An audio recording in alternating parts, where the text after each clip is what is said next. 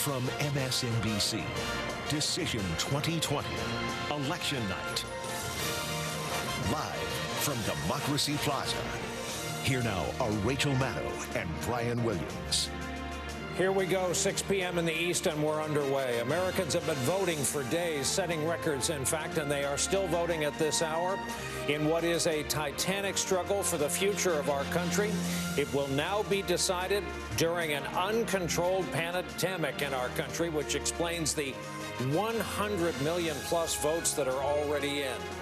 Brian Williams here with you from our NBC News Global Headquarters in New York, joined by my colleague and friend Rachel Maddow at the far end of our expanded studios. Rachel.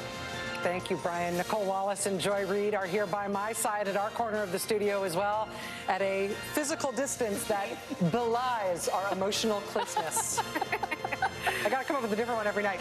Our election night MVP, Steve Kornacki, of course, is at the board, standing by for the first results, which are already starting to come in. Tonight, former Vice President Joe Biden back in his hometown, Wilmington, Delaware, after one final push through Pennsylvania, stopping in Philly and in Scranton, where he visited his childhood home. The former vice president started his day early this morning by going to church and then by visiting the grave of his late son, Beau.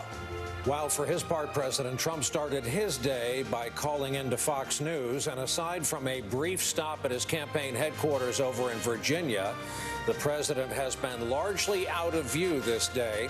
Tonight, the president is huddled at the White House behind a new non-scalable wall where he is expected to host 250 to 400 people, as one does during a pandemic, at an indoor election night party in the People's House. It is going to be a big night tonight, no matter what happens in the end. We are in for the long haul. We recognize that the long haul might not mean this evening in terms of getting results, but we will be here with you for it throughout. Let's get started now with the closest thing that we've got to a roadmap for the journey ahead.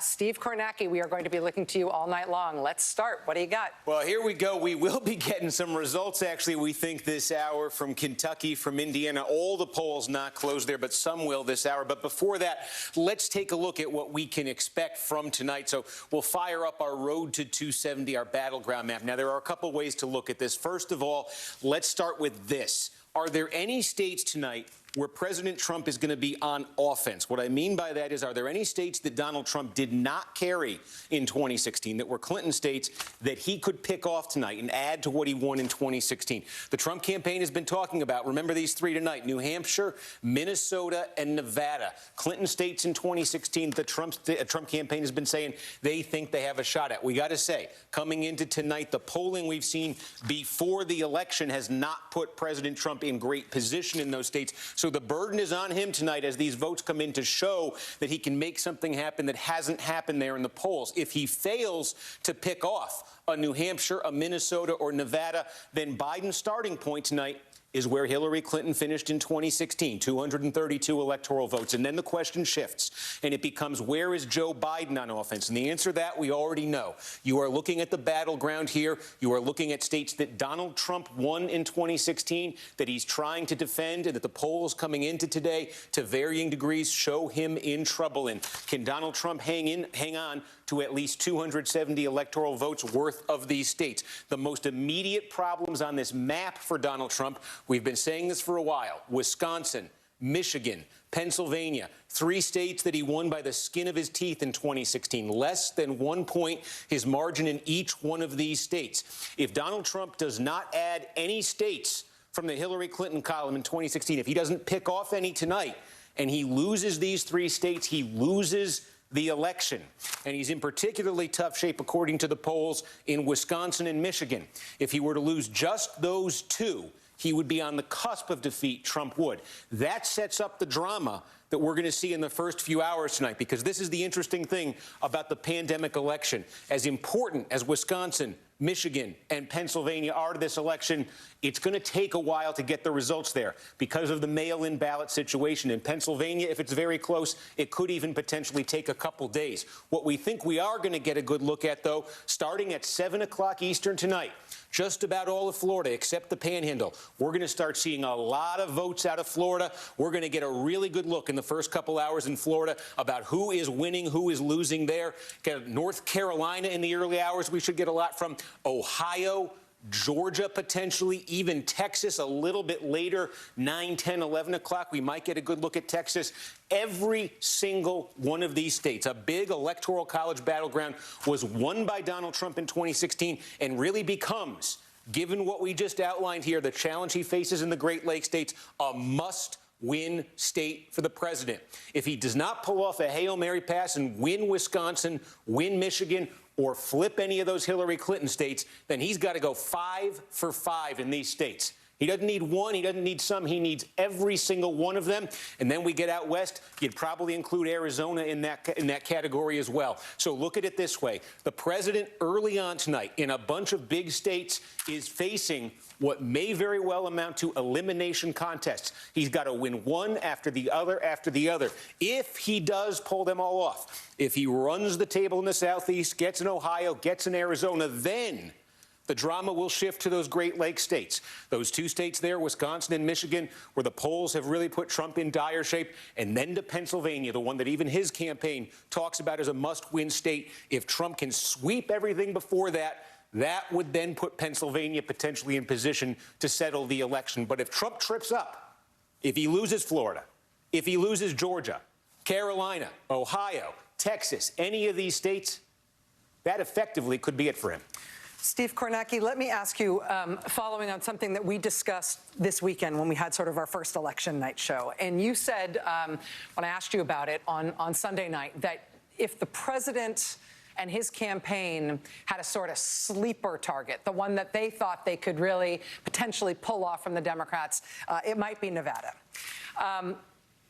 What's the equivalent for Joe Biden, leaving aside Wisconsin and Pennsylvania and Michigan, leaving aside those three states that we've paid so much attention to, those other states on your map, where is Biden most confident, or where do the polls show him most likely to pick off an important Trump state? Here's the interesting thing. If you want to compare, we talk about Nevada. The most recent poll we got out of Nevada put Joe Biden ahead by 6 points right there.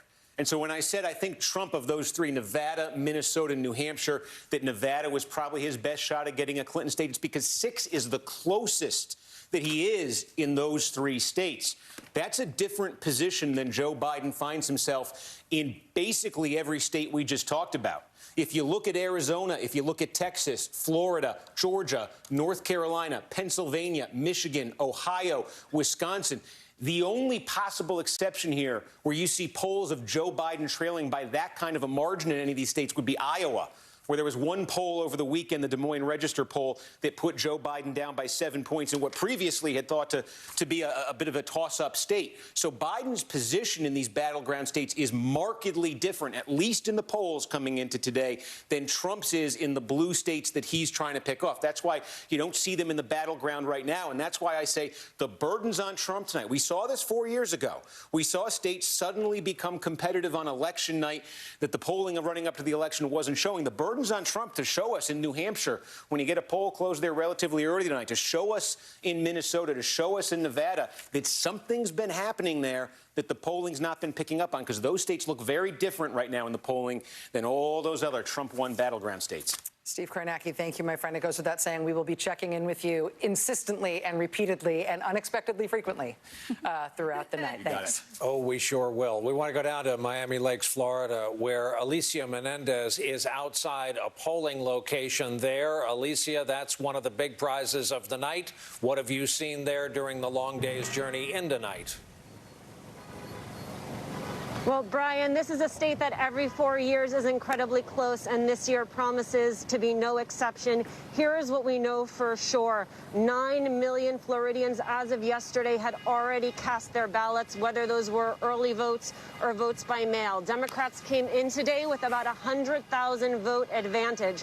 The advantage for Republicans was that they had about 150 more high propensity voters. The question, did those voters come out?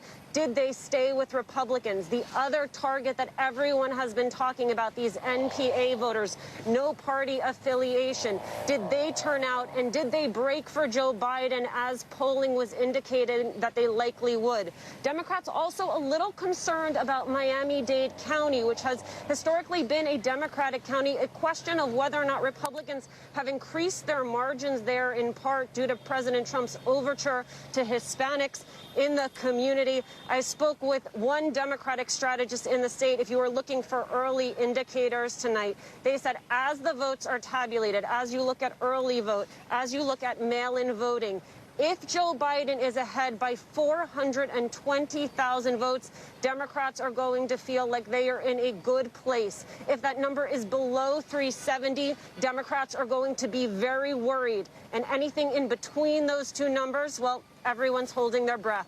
Brian? All right, it's going to be a night of a lot of math. Alicia Menendez adding to it from Miami Lakes, Florida. Let's go over to Chris Jansing, who is in Joe Biden's hometown of Scranton, PA tonight. Hey, Chris. Hey there, Brian. Robust turnout here all across the state of Pennsylvania. Not Obama numbers, but big numbers. Here in Lackawanna County, this is a small county. They've had lines as long as an hour. I'm told that's not something they normally see. And we've also seen places like in Bucks County in suburban Philadelphia. I think we have some pictures we can show you where the lines were stretched on for 3 to 4 hours, although that was unusual. And there are very few reports of any problems.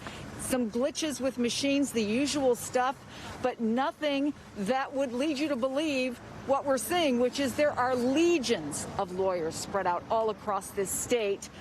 Let me tell you about what's just happening here in Lackawanna, and to put it in perspective, only about 103,000 people voted here, but scores of lawyers have been in and out of the county election offices. Of course, today they weren't very busy, but what they were going to be watching tonight is the vote count. Of course, many of those early mail-in ballots are being processed. We've watched them being processed in Philly. I was just told, I was on the phone with the elections officials here. They say that they are going to be able to finish that processing and maybe actually get a number, figure out who's the winner in Lackawanna County here by midnight tonight. But there's something else that people are noticing, and that is the seeds of doubt that the president has sown without proof about the validity of mail-in balloting seems to be taking hold, because they're seeing a lot here and elsewhere across the state of what's called ballot spoiling. That's people who got a mail-in ballot but have decided that they're too worried that their vote's not going to be counted, that there will be questions about it, that it will be litigated. And so they're bringing them here and voting. I've actually talked to people who have done that. So finally, I would say, as a big Trump supporter is going by, Joe Biden was here. 4 stops this morning in his hometown, and he wrote on the wall, from this house to the White House, with the grace of God. Pennsylvania will have a big say, Brian, in whether that happens. Chris Jansing, Scranton, Pennsylvania, on a cold election night. Chris, thanks. Rachel, over to you. Here with me in the studio, nobody I would rather be spending election night with, my colleagues Joy Reid and Nicole Wallace. I know that both of you, in addition to doing all your regular work, have been in touch with people all day. Nicole, I want to go to you first, because while Steve Kornacki was talking about states that Trump wants to pick off from the Clinton column and states that Biden wants to pick off from the Trump column, you started kind of bouncing in your seat a little. I have a note that says Trump state, and their state is North Carolina. And the Tillis campaign for Senate has Tillis down 1 today, going into tonight's election. And, you know, we've talked a lot about whether ticket splitters exist.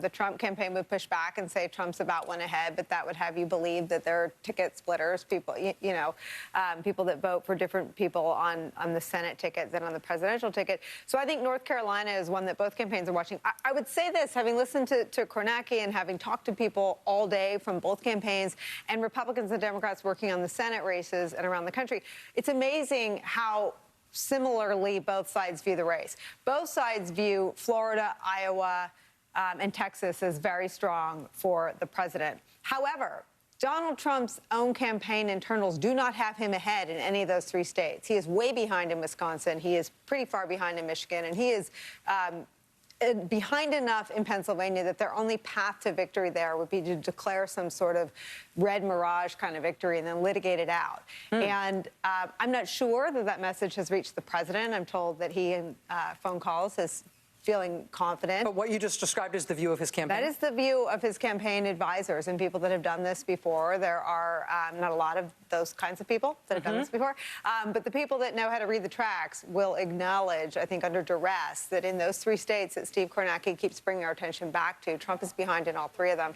They're also wary about Arizona. Again, they think McSally is polling lower than they are, but that usually isn't the case, that a Senate candidate is so far behind a presidential candidate. People usually go in and support the ticket. And they, along with the Biden campaign, are keeping their eye on North Carolina. Joy, what have you been hearing? So I have been hyper-focused on Florida. I wasn't going to do this. So this was not my plan this year. I was going to try to let Florida go. I'm trying to relax, release. Florida will never let you go. Right, it won't let me go. Well, it's Steve Kornacki's fault. Because when I asked him, like, what state, you know, is going to have your interest, he said Florida. I was like, darn it, okay. So I spent the entire day on the phone and texting with Florida people, both people who are watching the polls, who have people out watching the polls on the Democratic side, and also spoke with a Republican strategist who basically said that the goal tonight for the Trump campaign is to bust up the narrative by winning Florida, to sort of break up the confidence of the Biden side by shocking them all by just outright winning Florida. Because Florida, you know, they count early, so it's possible that could happen. Here's what the numbers look like, at least as of 5 p.m. Democrats have had about 3.93 million people vote. It's about 10.3 million, and this is Alicia Menendez was even, you know, she at 9 million when she was out there. It's now about 10.4 million total votes. Dems have about 3.9. Republicans have about 4.0. So it's razor thin there. There have been about 2.4 million NPA voters. So it's going to come down to them. No party affiliation. No party affiliation. No. So in Florida has one of the largest unaffiliated populations of voters in the entire country. Lots of young voters, lots of disgruntled Republicans, just lots and lots, and it's a mix. So the way that the campaign and people on the Democratic campaign side feel is that Biden is up between 2.4 and 3% with NPA voters, meaning he has a slight advantage with NPA voters. That's what their models are telling them. The other little X factor, though, is that there is a certain percentage of Republicans who, in their models, they believe are voting for Biden. And this is what the Lincoln Project was doing. The Lincoln Project had a goal of flipping a certain percentage of Republican voters. Florida was a big target for that because Florida has a lot of seniors and a lot of people in places like the Villages, which is a senior retirement, like legendary retirement, where it's normally very, very Republican, but COVID has changed the way that seniors vote in Florida. It's shifted them slightly back toward Biden. And you have to remember that Obama-Biden won Florida. They won it by a razor-thin margin, even losing places like Duval County. At this point, it looks like Biden is tying in places where even Obama, like, barely lost. Wow. And more simply, they had to make some choices. The Biden campaign chose to send President Obama to Florida.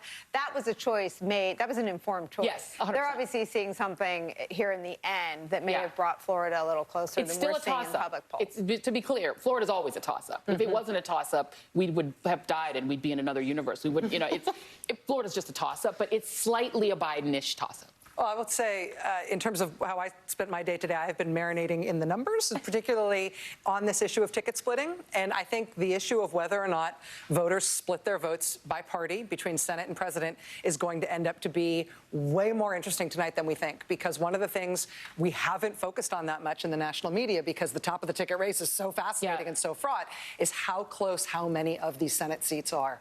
You would be shocked to know how many of them have a polling average within 2.5 points right now. Yeah. And that's true in very red states and in very blue states and in swing states. Yeah. So I am looking for Senate races to go in unexpected ways tonight and for us to learn things about the divided loyalties of partisan voters. Are you guys hearing this? Because the other thing I've heard, and I would be interested to hear, but both of you, if you're hearing the same things, that there is some real annoyance at Cindy McCain because there is concern about Arizona and just that issue, because the idea is that there's a possibility that people might vote for McSally who are who are also, who are, I mean, that all the McSally votes are Trump, right? But that the other vote, that the Kelly vote could be one of those like ticket splitty votes. Oh. And that, right? And that, so they're worried now about, that there's a worry about Arizona. Well, I didn't hear annoyance at Cindy. I just heard that there's annoyance with Donald Trump for making John McCain, even after he died, an obsessive target, because that really hurt Trump in that state. Brian, back over to you. Ready. There's a lot we're going to have to keep our eyes on. The clock in the corner of the screen is critical. That counts us up to the start of the next hour, where we have 6 states closing. We're going to have partial vote from Indiana when we come back from this break. And we're going to talk with the dean of the South Carolina congressional delegation, man many called a kingmaker after making clear Joe Biden's pass through the South. Congressman James Clyburn is with us right after this.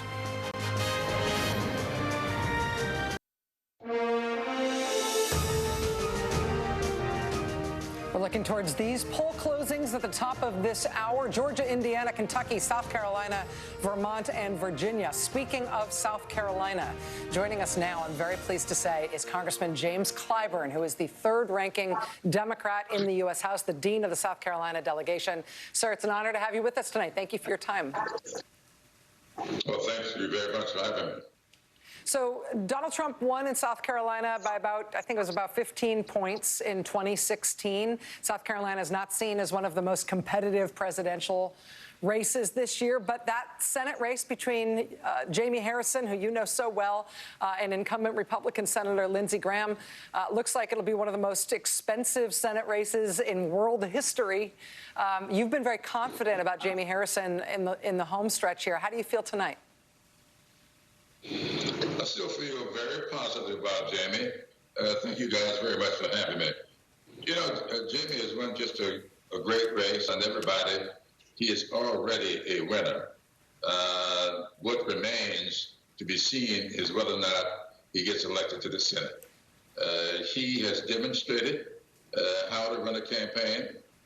Jamie came back home after working on my staff in Washington to run the South Carolina Democratic Party. And a lot of people didn't know this, but 2 years ago, the South Carolina Democrats picked up seats in the South Carolina legislature. That had not happened for a long time. It's because of the work that Jamie was doing. And so he knew exactly what was taking place in the state, and he laid a real solid foundation for his campaign, and he went out to raise the money. And he did a real good job of it. And why I'm so impressed is because this was done with a lot of young people who had been laying out of the system. And he told me when he first decided to go this route that he needed to bring young people into the party, all ethnic backgrounds, religious persuasions, and he did it. And they got to work with each other a long time before they got into this campaign. So when you ask why have they been so effective with this campaign, it's because they knew each other. They've been working together now, many of them, for 4 or 5 years.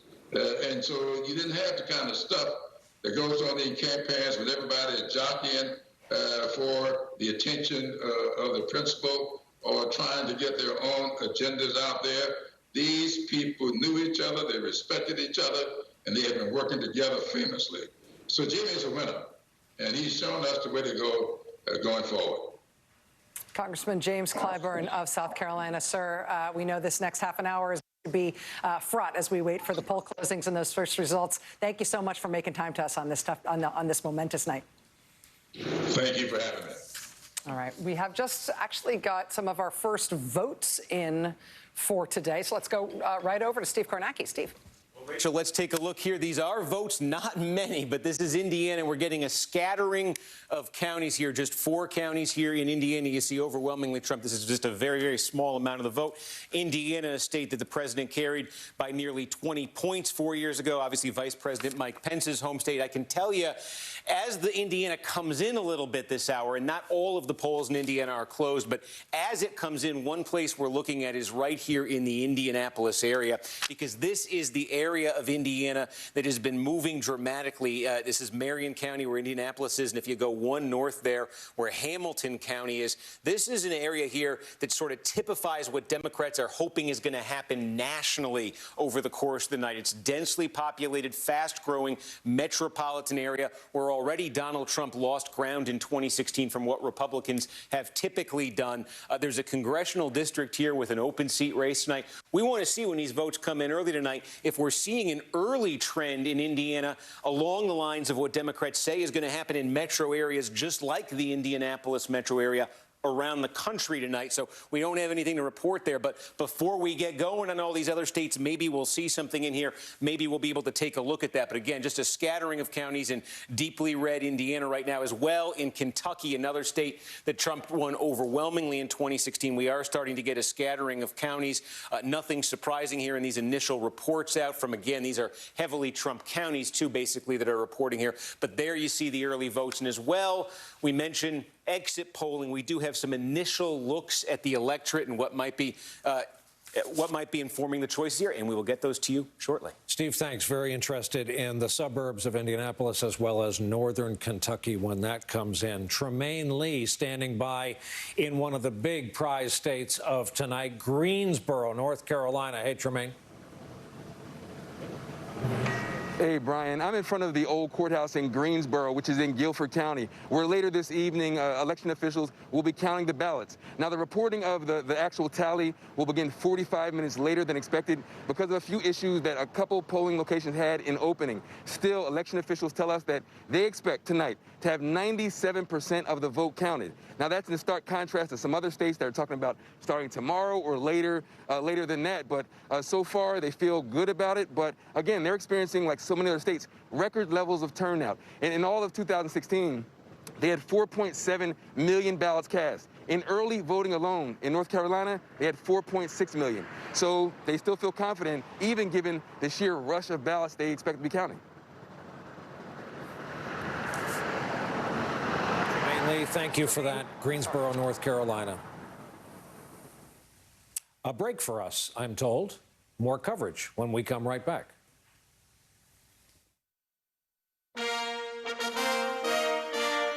Whoever wins, Donald Trump, Mr. Biden, whoever wins, we really need you to know that we're coming to that table this time. We're not just going to give you our vote. We're coming to the table. We have issues, real issues that need to be addressed. A concerned voter in Florida. It has been said that the state of Florida is anywhere between 5 and 7 of the most critical political states in our country. At least 3 of those states are along the I-4 corridor through the middle. And at the one end of that is St. Pete. That's where correspondent Kerry Sanders is for us. Kerry, I imagine it's been a busy day down there. It's been a very busy day here. St. Petersburg is in Pinellas County. And as they say, as goes Pinellas County, so goes the state. And so what we're looking at here potentially is a reflection, as we've seen in the last 40 years in Florida, that if Pinellas County chooses somebody, that turns out to be the president-elect. So we have the most immediate numbers because technology is a wonderful thing. Let's go right now and take a look at these are the most immediate numbers in Pinellas County as of 6:30 tonight. And we're looking at the Democrats at 206,000 votes, Republicans at 212,000 votes, 132,000 no-party affiliations. I'm going to do a little quick math here for you. With about 79% of registered voters in Pinellas County actually voting, that breakdown is about 44% Republicans, 45% Democrats, 36% no-party affiliation. And that is the key vote that both campaigns want, that no-party affiliation. And within that group, they narrow it down and they look at the senior vote. Brian, if they can get those 65-plus voters who have no party affiliation to break one way or the other, expected not only will it make the decision here in Pinellas County, but as I noted, Pinellas County then often reflects what the state will do. And this is a very, very evenly split state, as you know, where we have about the same like amount of Republicans and Democrats. And so it always comes down to those NPAs, no party affiliation, Brian. Usual caveats apply about early return numbers. Kerry Sanders in St. Petersburg, Pinellas County, Florida. Steve Kornacki at the board has something late. Hey, Steve. Well, Brian, you were just asking about the suburbs of Cincinnati. We're looking here at Kentucky. And remember, this northern part of Kentucky, this tier of counties here, this is right outside Cincinnati. And you see we are getting some vote reported there, substantial enough that actually in this very early count, Biden is ahead in Kentucky. I'm flagging this for two reasons. Number one, obviously, we're interested in these suburban areas around the country to see if there are some trends there. But number two, because I want to take folks through something that's going to be a very important dynamic as results come in, whether it's in Kentucky or any number of other states tonight. This is a very good example because this county, Kenton County right here, look, the votes you have in right now, holy cow, there's Joe Biden up 2-1 in the votes you have right now. And by the way, this is in a county that Donald Trump got 60% of the vote in 2016. Keep in mind, the vote we're looking at here right now in Kenton County, these 23,000 votes and change, this is the early vote.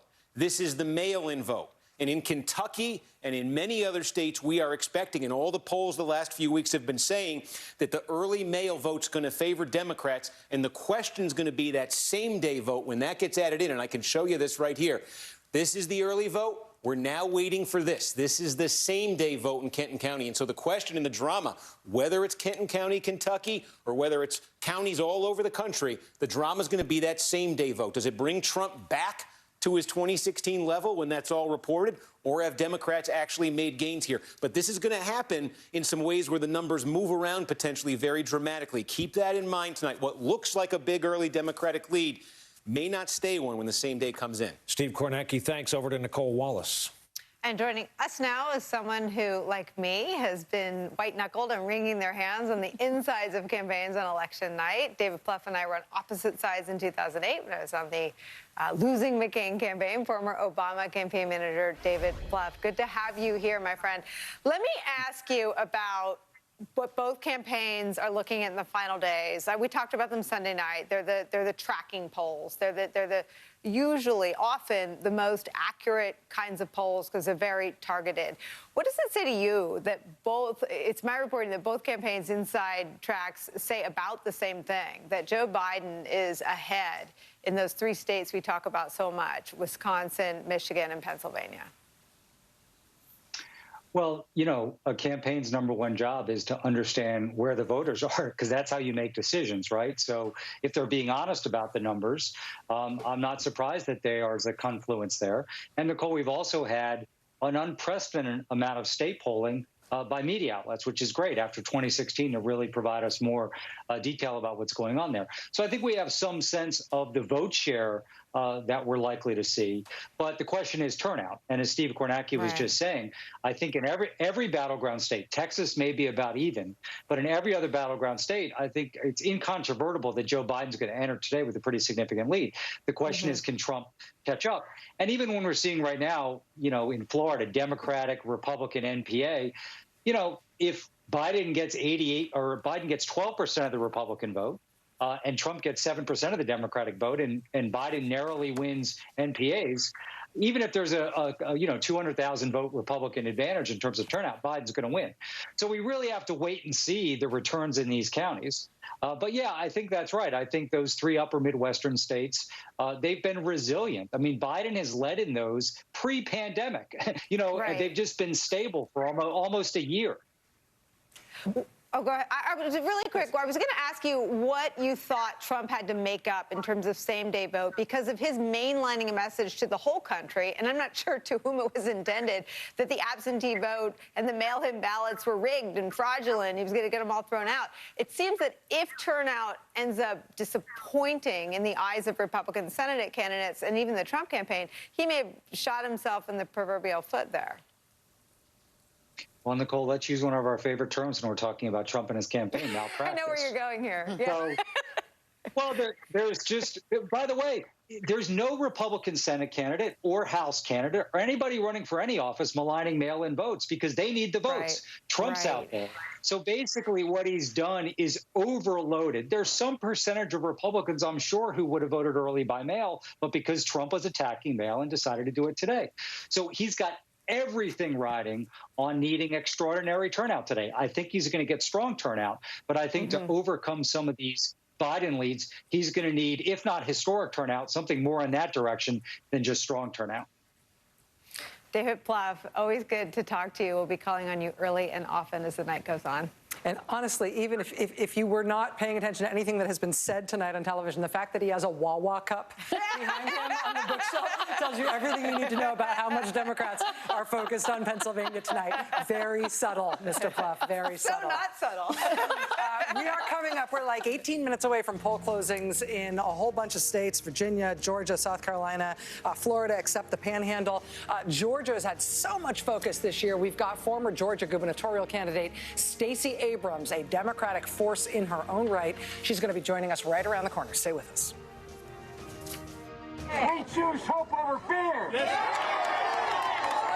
We choose truth over lies. Yeah. We choose science over fiction. Yeah.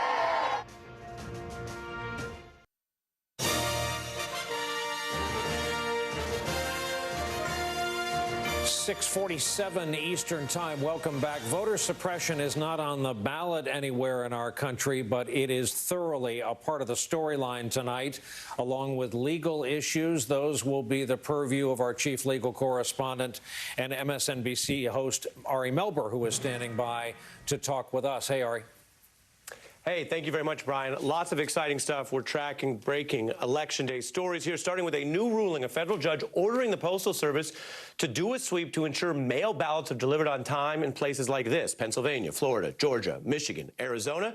This could be crucial because the Postal Service already missed a 4:30 p.m. deadline. The sweep for ballots is now going on at over 200 facilities. We've seen places like Central PA where only 62% of mail ballots went out on time. Also, a new case of alleged meddling. There have been these suspicious robocalls, some telling voters to stay home. Other people initially thought this was some sort of pandemic warning. Others falsely telling people maybe they could vote tomorrow. Well, moments ago, I just caught up on Zoom with Michigan's Secretary of State about this. Do you have a sense of how many voters were reached or impacted by those robocalls? They were consistent enough to be concerning. We're not talking about one or two reports here. We're talking about a significant handful. We're not going to have near full results tonight. Interesting, coming from, of course, the top elections official in Michigan. We also know some of the timing tonight will be driven by state law. For example, take a look. There are states that enable earlier processing of ballots. They could have more thorough results earlier, like Florida and Minnesota. While other key states, like we just heard from in Michigan, Wisconsin, and Pennsylvania, can only start processing later under the law, officials say, as we just heard there, they may not get fully final results tonight. So 2 final points here on turnout. If a candidate is winning in a state by a blowout, some of these details matter less. Winners declared. But on the rules, some states must start later and take longer. Let's be clear tonight. Not only is there nothing suspicious about that, it's the law. Rachel? Ari, thank you for that. That story about the judge ordering the Postal Service to go sweep for ballots, the Postal Service essentially not doing it. Now the judge being like, well, you're going to have to come back to me and explain why you didn't do it. I mean, well, that's happening on Election Day while polls are still open. It's just incredibly, incredibly dramatic. Let's bring into the conversation now Stacey Abrams. She is the founder of Fair Fight Action and the co-founder of the Southern Economic Advancement Project. Stacey Abrams, it's a real pleasure to have you here tonight. Thank you so much. Thank you. So Ari was just talking there about states that go fast and states that go slow in terms of when we're going to get vote totals tonight, and the whole country is feeling very impatient. What should we expect about Georgia in terms of results tonight and timing? So Georgia is one of the states that allowed pre-canvassing, so they allowed processing to start earlier, October 19th, but tabulation doesn't begin until polls close. We should have some results starting to get numbers around 8 p.m., but it's going to take time.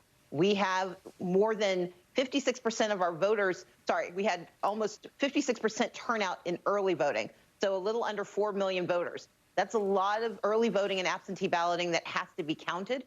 But what I would say for Georgia voters and for voters across the country is that we want slow and accurate, not fast and wrong. And we know that Georgia is one of the states that's going to come in probably earlier than some states. But because Georgia allows you to cure absentee ballots, fix mistakes that may have been made with signatures and other issues, then we need to remember that there might be ballots that aren't immediately clear as to how they were voting. Stacey, while we're talking to you, we're seeing some images here about long lines to vote. These images happen to be from Atlanta earlier today. We have seen in recent election cycles, including the one where you were running for governor, just absolutely atrocious voting system dysfunction and people being forced to wait in unacceptably heroic lines in order to get their votes cast. How have things been along that score today and during the early voting period in Georgia? Things have been much better today. We only have a handful of precincts in a few counties that are being requested to stay open later because of slow starts today. We were able to, through Fair Fight and other organizations, to get out good information when we knew there were problems. But I will say that a lot of the changes that we see in 2020 came about because of the litigation that we filed in 2018, because of the work we've been doing through Fair Fight and others to expand access to polling locations, to make certain that counties were given the poll books they needed, to ensure that we had early voting locations expanded and we had drop boxes. That's a lot of the work that Fair Fight's been focused on for the last 2 years, and we are seeing some of the results tonight. Let me just ask you, Stacey, I know that what you're talking about is voting rights and voter enfranchisement and making sure that people can participate in the democratic process the way the Constitution envisions.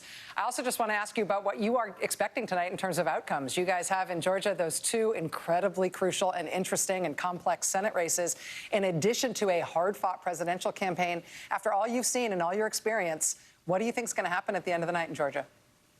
Look, I don't do predictions. If I did, I'd spend my time in Las Vegas, not in politics. But I will say this.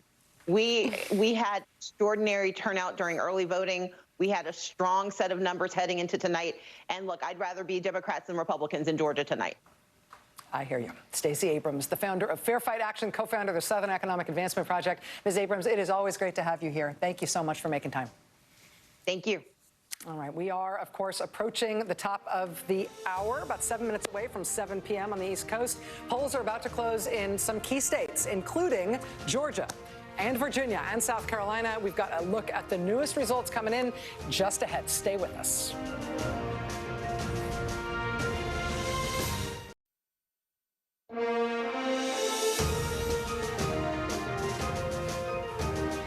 We are sneaking up on 7 p.m. here on the East Coast. We're about to get our first full state poll closings in Georgia, South Carolina, Virginia, Kentucky, Indiana, Vermont. We just have a couple minutes here. What are you guys watching for? I'm still obsessing at Florida. I'm just getting texts from both phones, and everyone feels exactly the same way. Toss-up. I can't get anyone to even take a guess what's going to happen. Full, pure toss-up. So you're talking to Stacey Abrams. First of all, nationally, she gets so much credit for what she's done in that state. And as you guys were talking, I kind of looked at you and I said, I heard something about Georgia from one campaign. Which one was it? Oh, it was the Biden campaign. They're feeling good about where things stand in Georgia yesterday and today. So they're keeping an eye on Georgia, too. So between Georgia and Florida, it sounds like what we are hearing anecdotally is that both campaigns think that Florida is a toss-up. Yes. That the Biden campaign may be more optimistic about Georgia than they are letting on. I reported Sunday night, that the Biden campaign was feeling more optimistic about North Carolina and Georgia than Florida. Now, I think Florida may have tightened a little bit. As I said, they sent Obama there yesterday. But I think there is a lot of fluidity in where things landed these final 48 hours. There's some weird stuff. I was just hearing also that there are a lot of new voters, lots of new American citizen voters. The Caribbean American community is breaking more Democratic and actually registered more as Democrats and NPAs than as Republicans, and the turnout among Democratic Caribbean American voters seems to be higher than the turnout among Republican Caribbean American. So there's like this, but that's a tiny pocket, right? Hey, it's so hard to model in the first place. Very hard. It's so complex, and then this year with early voting changing and the overall voter turnout numbers being so magnificent, it's going to be really hard to extrapolate from any previous experience. Can I just say, and you talked to Stacey, even if Democrats don't carry Georgia and North Carolina and Texas, the investments that they have made are long-term harbingers of doom for Republicans because they are activating voters who will remain as Democrats, and they're younger, they're of color, and they ain't going back. And Republicans would have to completely alter their entire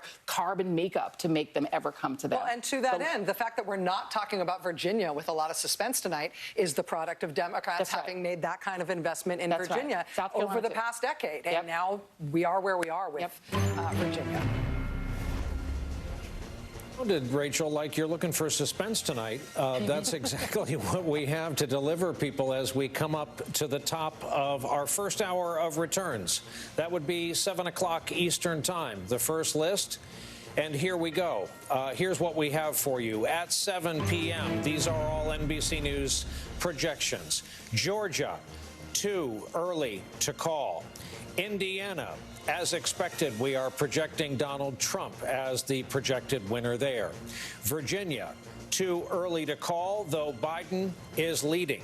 In Kentucky, too early to call at this hour. South Carolina, too early to call at this hour. Vermont, up in New England, too early to call. Here is the long and arduous road to 270 electoral votes. Again, one state awarded. As expected, it went to the incumbent president. To the Senate races we're watching, and the battlegrounds especially. Georgia Senate, too early to call. That's the special election. In the Ossoff-Perdue race, Georgia Senate number 2, we'll call it, too early to call between Ossoff and Perdue. South Carolina, Lindsey Graham's bid to stay alive, too early to call. Virginia, Warner leading the race, but officially we have it as too early. Kentucky, Mitch McConnell's bid for re-election, too early.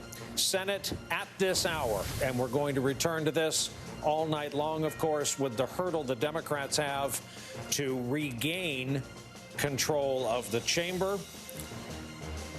Steve Kornacki, what have we learned thus far?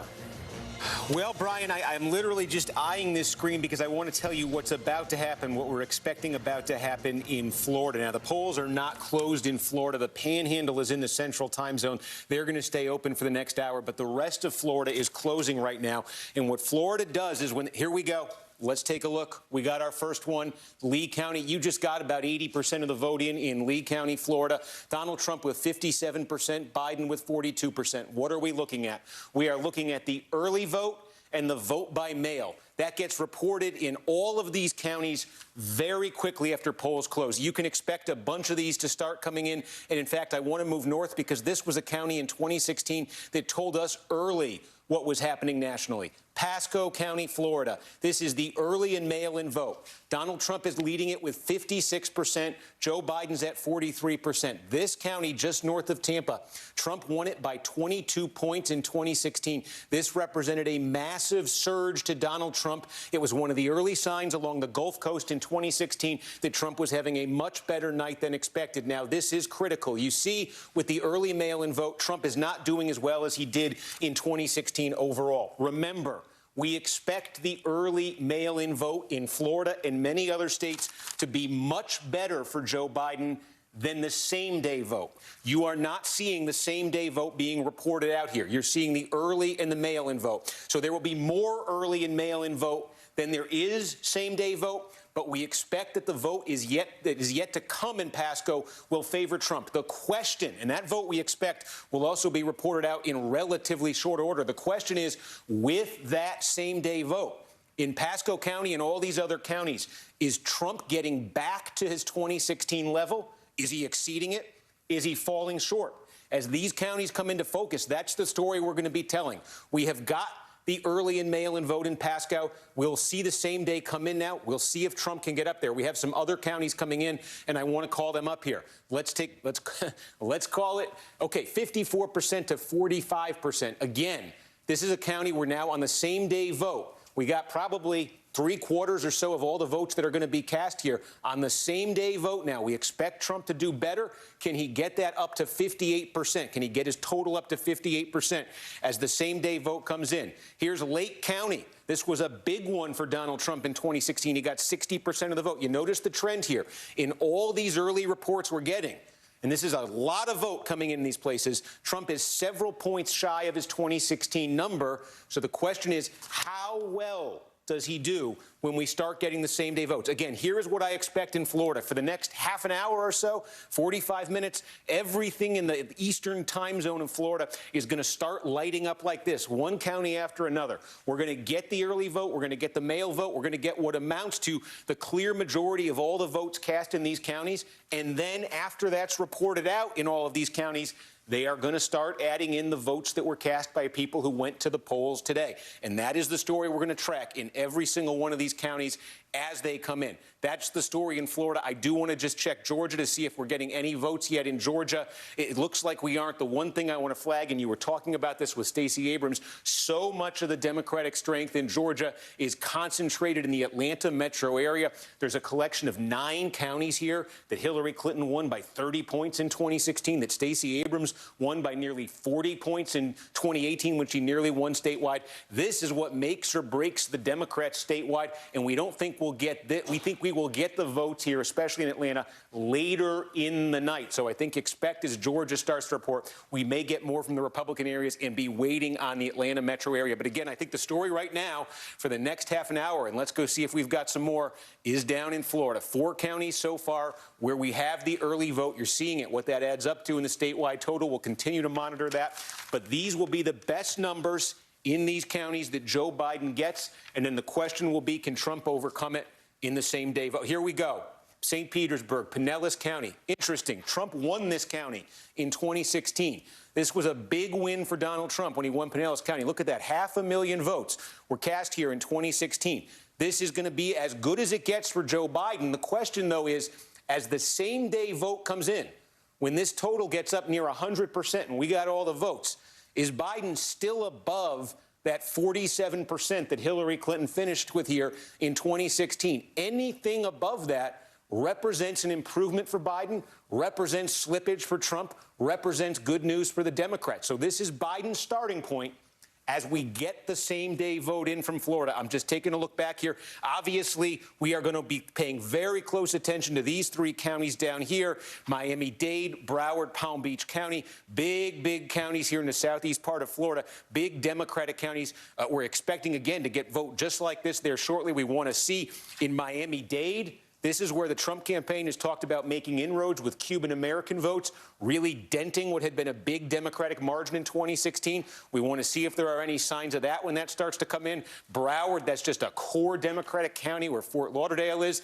We're going to take a look for that. We got another one coming in here, Citrus County. Again, keep in mind, 2016, it was this part of the state in particular, the Gulf Coast, Tampa North, St. Pete North. This is where you really saw Trump surge in 2016 relative to how Republicans normally do. You're getting the early vote, Citrus County. It's a county Trump got 68% in 2016. He's already at 67 here. Same day vote to come. Obviously, that would be, you'd look at that county in the Trump campaign, you'd say, you'll like to see that number. Those are Republican areas, though. We are getting basically Republican areas reporting right now. We want to see these Democratic areas. We want to see Miami-Dade, Broward, Palm Beach, what Biden's looking like there as this vote starts to come in.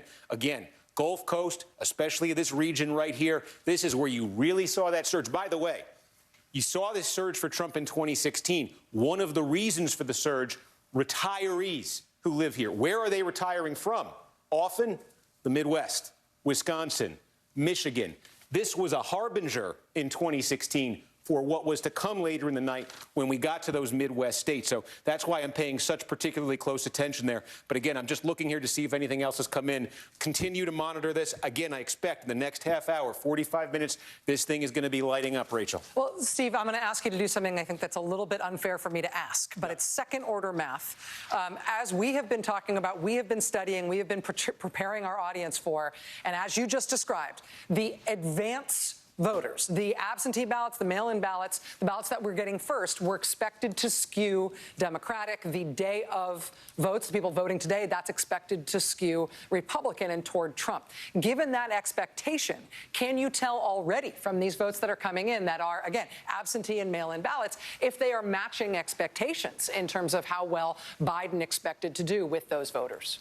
Well, again, I'm interested in this one here because this is where St. Petersburg is. And, you know, we have a little tool here I want to check. Again, this indicates we're looking here at the vote that we have yet to come here. We're looking at about 150,000 yet to come. This one is interesting because if Joe Biden, this is a pretty substantial, about 6.5-point improvement over Hillary Clinton here. And again, if Biden lands at 50 in Pinellas County, that's good news for him. So there is, I think, a little bit of a pad here potentially for Biden as this starts to come in. Again, Pasco County, if you're the Trump campaign, where you're trying to get this up to here, is 59%. He's not far off that. If you take a look up at Citrus County, you're looking at needing to get up 1 point there. So, you know, for the Trump campaign in like a Citrus County, that's not a bad place to be. For the Biden campaign, they might like to see what they're looking at in Pinellas County, and we're just going to continue to look here as this vote comes in. This is going to be fascinating to watch these votes race in over the next half an hour, even as we're getting more poll closings, both in the middle of this hour and at the top of the next. Brian. Steve, just yell, wave your arms, usual drill if you got stuff that we need to come to you for. Michael Steele, former chairman of the Republican Party, former lieutenant governor of the state of Maryland, these days affiliated with the Lincoln Project, standing by. And, Michael, I know you've been watching and listening, and you wanted to get on the board based on what you're seeing thus far in Florida for the sake of our viewers. The important thing that I think to note that Steve pointed out is the level of underperformance by Donald Trump relative to 2016. This is the problem when you go out and your strategy is to just work the same day vote. In other words, if Donald Trump had placed an emphasis, his campaign had placed an emphasis on some of that early vote, instead of telling voters that vote by mail was a bad thing, a lot more seniors would have probably participated. A lot more independent voters probably would have participated. So you're now beginning to see the failure of that strategy as he's got a drop off of 4 or 5% in some of these early vote counties. So the question now becomes, how do you make that up same day? And typically across a statewide race, you're looking at maybe, I think Donald Brazil can tell you from 2000, you know, they were lucky if they got a 3% makeup in terms of closing the gap between where their opponent was and where their campaign was. The reality of it is it's going to be hard to make up these larger gaps of 45 to 55 from the last time, or 55 to 59 this time. It's just a problem because you didn't do the full stretch of the campaign, and you're now seeing it play out in the numbers. Michael, we appreciate you being an engaged viewer from home. Keep us honest with what you're seeing throughout the night. Steve Kornacki, who clearly needs more electronics on his belt. Steve, I notice a couple more counties have lit up. Yeah, we are looking at Hillsborough County here. Again, this is Tampa. This is right next door to Pinellas. And again, you're looking at Biden here jumping out. This is a 12-point edge. Again, let's take a look. This is a Democratic county from 2016. This is obviously Democratic overperformance for the time being relative to 2016. This is an 11.5-point advantage for Biden. Clinton won this one by 7. So again, the question here, as this, we say about 80% of the vote here, about 135,000 votes remaining to come in from this county, 600,000 basically reported out so far. Does that 55 continue to stay above the 52 that Clinton finished at? Any county where Biden is finishing over what Clinton finished at is progress for Democrats. Any county where Trump finishes under what he got in 2016, that would be falling back a little bit for him. So we're just tracking this county after county, and I see, as I say this, we just got some. This looks like just like one precinct from Orange County. This is where Orlando is, but it looks like that's just one precinct. You can see that's about 312 votes right there. So I'm just Broward. Oh. Here you go. Look at this. We've got. Wow. Well, now, this looks like 163,000 votes reported out here with about 860,000 to go. I believe what we are looking at here, and I want to check this, and if my producer can say this in my ear, is this same-day vote in Broward? Unclear is the answer I'm getting. I say that because this is very small, what you're seeing here. We're also getting a different color out here. Let me get some clarification on this. Broward, it's a biggie. As you can see, we're expecting about 1 million votes out of Broward. This is big for Democrats. Fort Lauderdale. Let me see if we can get an answer on that and come back to it. Let's take a look at Palm Beach County. We continue to only have a scattering. We have a couple precincts in these places. I'm just looking to see where we have not yet checked. Let's see, did we look at Lee County earlier? Again, I think we did. The question here is, can Trump get up to 59%? All right, I'll continue to monitor these and let you know if we got a little bit more, Rachel. Steve, let me follow on with that. And Joy, let me ask you as well. It's been so focused on Florida. Is there any reason to expect something special about Broward in terms of why they would report their proportions so different compared to other counties? Well, Broward, unfortunately, my former county where I used to live, they tend to report a bit slowly versus the rest of the state. And Broward is one of those true blue counties that is a bellwether for Democrats. They call it the sixth borough because there's so many New Yorkers who live there. Okay. You rarely hear a Southern accent in Broward. You hear a lot of New York accents. Broward underperformed a lot in 2016. It came in toward the bottom in terms of turnout. And that was a big problem for Hillary Clinton. It was also a problem in 2018 for Andrew Gillum. That when Broward underperforms, Democrats underperform. When it overperforms, and what I was hearing today is that Broward is potentially going to hit 80% turnout. That's their projection. Miami-Dade was hoping for the same thing. And That's that Broward mammoth, isn't it? It's really high. Yeah. And Broward tends to sometimes, I mean, they can do, when Obama ran, the 08 and 12, Broward was one of the best performing counties. But it tends to be better performing for Barack Obama personally than it has been for other Democrats. Miami-Dade was also hoping for a big turnout. It was actually quite light. And that was one of the big concerns for the campaign today, that Miami-Dade was super light. But Broward was strong mail-in and early. So I'm not surprised it's... And the reason that I'm singling it out is because you're looking, so like here Miami-Dade, that's 84% in, right? A lot of these other counties that we're getting large numbers of votes in, they're in that proportion. But that's not what we're seeing from Broward. Let's go back to Steve. Yeah, they tend to be bits. We just got 1 million votes in Miami-Dade County. This is a biggie. And take a look at what we're seeing here. Let me try to clarify this screen for everybody. We got about 1 million votes in. That's the bulk of the vote we're going to get from Miami-Dade County. Joe Biden is leading here. His lead is only 9 points. This is significant because we've been asking, has President Trump made inroads with Hispanic voters, particularly Cuban-American voters in South Florida, in Miami-Dade County? This 54-45, remember, this is a county that Hillary Clinton won by 30 points in 2016. Now, again, we think this is primarily, I believe, early vote you're looking at here, because, again, the vast majority of the vote we know is going to be cast early. There may be a scattering of some same-day precincts that are part of this as well. But, again, I think this is, we were looking, was the Miami-Dade number for Biden going to be lower substantially than the Hillary Clinton number? There is still room here, and I want to get clear on what's to come in Miami-Dade. There's still room for this to grow a bit, but my preliminary look at this is there have been inroads that Donald Trump has made with Cuban-American voters, very likely, in Miami-Dade County. Again, this is an enormous county. They've just reported out 1 million votes, and Donald Trump right now, it looks like he is running above his 2016 number. You could just take a look at the statewide total right now that is starting to take shape. I'm just going to go north to Broward and see if we got any more. I asked about Palm Beach. We're still waiting on that. Did we get any more out of Orange County? All right, I'll keep looking at these and stop talking to myself, but that's the big update. The big update in Miami-Dade, that's huge, well, and right? I mean, that's... We were talking in the break that what I've been hearing anecdotally is that there are issues with the mail-in vote in Miami-Dade because it's unusually low. It's not just low, meaning disappointing for Democrats. It's low. So, and even the numbers that Steve was just showing there, Miami-Dade is a massive county. The bulk of the Democratic strategy is Miami-Dade, Broward, Palm Beach, particularly West Palm Beach, and Hillsborough County, whereas Tampa, St. Pete. That is normally where they win elections. The rest of it looks all red when you go back and look at Florida.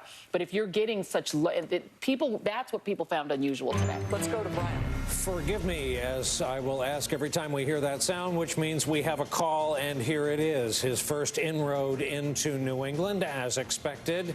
Joe Biden has been awarded, by our projection, the state of Vermont. We'll go to the national map. There we are, the road to 270. One each at this hour, coming up on 7:19 Eastern. Back to the east end of our studio and the ongoing conversation already in progress. Rachel? Indiana and Vermont. So if you had those on your bingo card in terms of drama, surprise, those are now settled. Nicole, let me ask you to weigh in terms of what we've seen from Florida so far. Those Miami-Dade numbers for the Democrats look daunting in terms of what they're hoping to do statewide. Yeah, look, I said Sunday night, Biden campaign felt better about North Carolina and Georgia than they did about Florida. Yeah. I think there was a sense that that's how that county might come in. Now, Florida is sort of a graveyard, right, for both parties, but it has been trending more Republican. And I think Florida, the story of Florida is reddening as quickly as Texas is turning more purple. So I think the demographics in Florida, it might be one of those states that we're not talking about 4 years from now. But I think that for many, many days, Florida has felt really good for Trump. Yeah. Florida and Nevada are sort of the flip side states. I've always said, like, the sort of angry grandparents all moved to Florida that hate taxes, and all the fun grannies moved to Vegas. So it's like the one is bluing and one is reddening in the same. All right, it is. So I was going to say 7:19 on the East Coast right now, which means we are in the middle of a whole bunch of exciting things happening in terms of poll closings and new data. Let's go back to Steve. So, Rachel, we got some numbers actually from Georgia. Here's my first wrong prediction. I said it was going to take a long time in the Atlanta metro area. We at least have what looks to be early vote from Cobb County. This is a huge suburb, a suburban county right outside Atlanta. You go back a decade, 2 decades, just a few years even. This was a core Republican county. What you're looking at here is Joe Biden. And again, I can show you this. You see the coloration here. This represents early vote. This represents mail vote. Joe Biden, though, we say this is going to be his best number. So he's going to come down from this, presumably, as we get more vote in. But this is one, it was a big deal 4 years ago when when Hillary Clinton eked out a win in Cobb County. That was kind of a sea change just for a Democrat to have more votes than a Republican in Cobb County. Again, this number will come down. Here's the question. Does it come down back to Clinton land in 2016, or do we find out that Democrats have made big gains potentially in metro Atlanta, in a suburban area they are relying on statewide? Georgia is a state, Steve, remind us, where we are expecting early votes to reflect potentially an artificially inflated Biden number, an artificially inflated Trump number. In terms of the order by which they count, which candidate might expect to look good in the early numbers? Yeah, I believe we might have a mix here, and that's what I'm looking here to see if I can show you. So I think in most of these, we are going to get the absentee vote first. They could get these ballots processed ahead of time. They could get them all in position to just get them reported out at polls closed in a lot of places. So I'm just looking around right now. Some of these states we get a mix, but it does look like in all of these counties that I'm looking at so far, we are basically looking at early absentee vote. So I think so far in Georgia, certainly if you look at the statewide number in Georgia right now, which only represents a small scattering of counties here, these are the best numbers in these counties that Biden's likely to have tonight. All right, 7:21 right now on the East Coast. Again, what we have had polls closed thus far, Virginia, Georgia, South Carolina, Florida, except the Panhandle, just within the last 22 minutes. We are heading toward poll closings in North Carolina very shortly and in Ohio. And then, of course, at the top of the hour, a whole bunch more, including Pennsylvania. We're going to take a quick break. We will be right back. We are right into the thick of it already. Stay with us.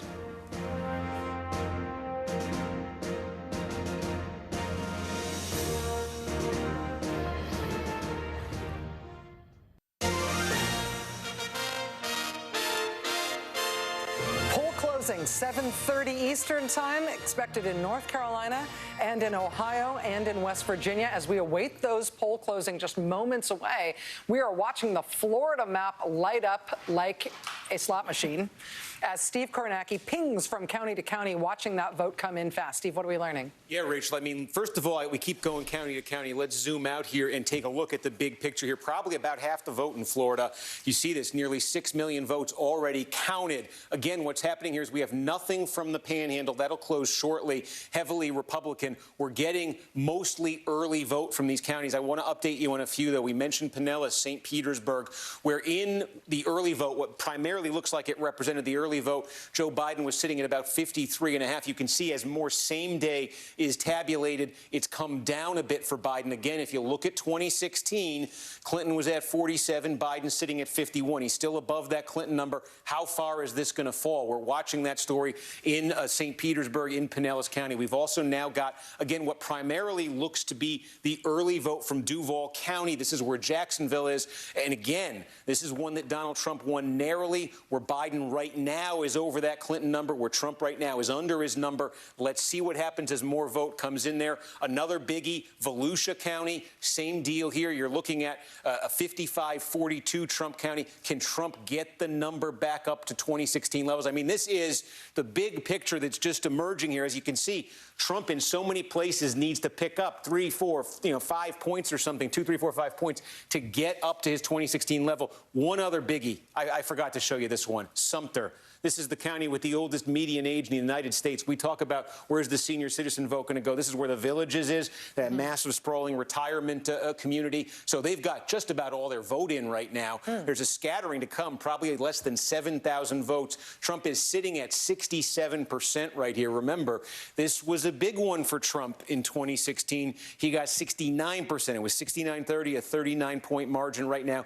It is a hair under that with a few votes left. Let's see if that adjusts a little bit. But that's a biggie I know a lot of folks were keeping an eye on. So, again, the big picture, though, that's coming into focus here as we get this early vote is a very close race in Florida.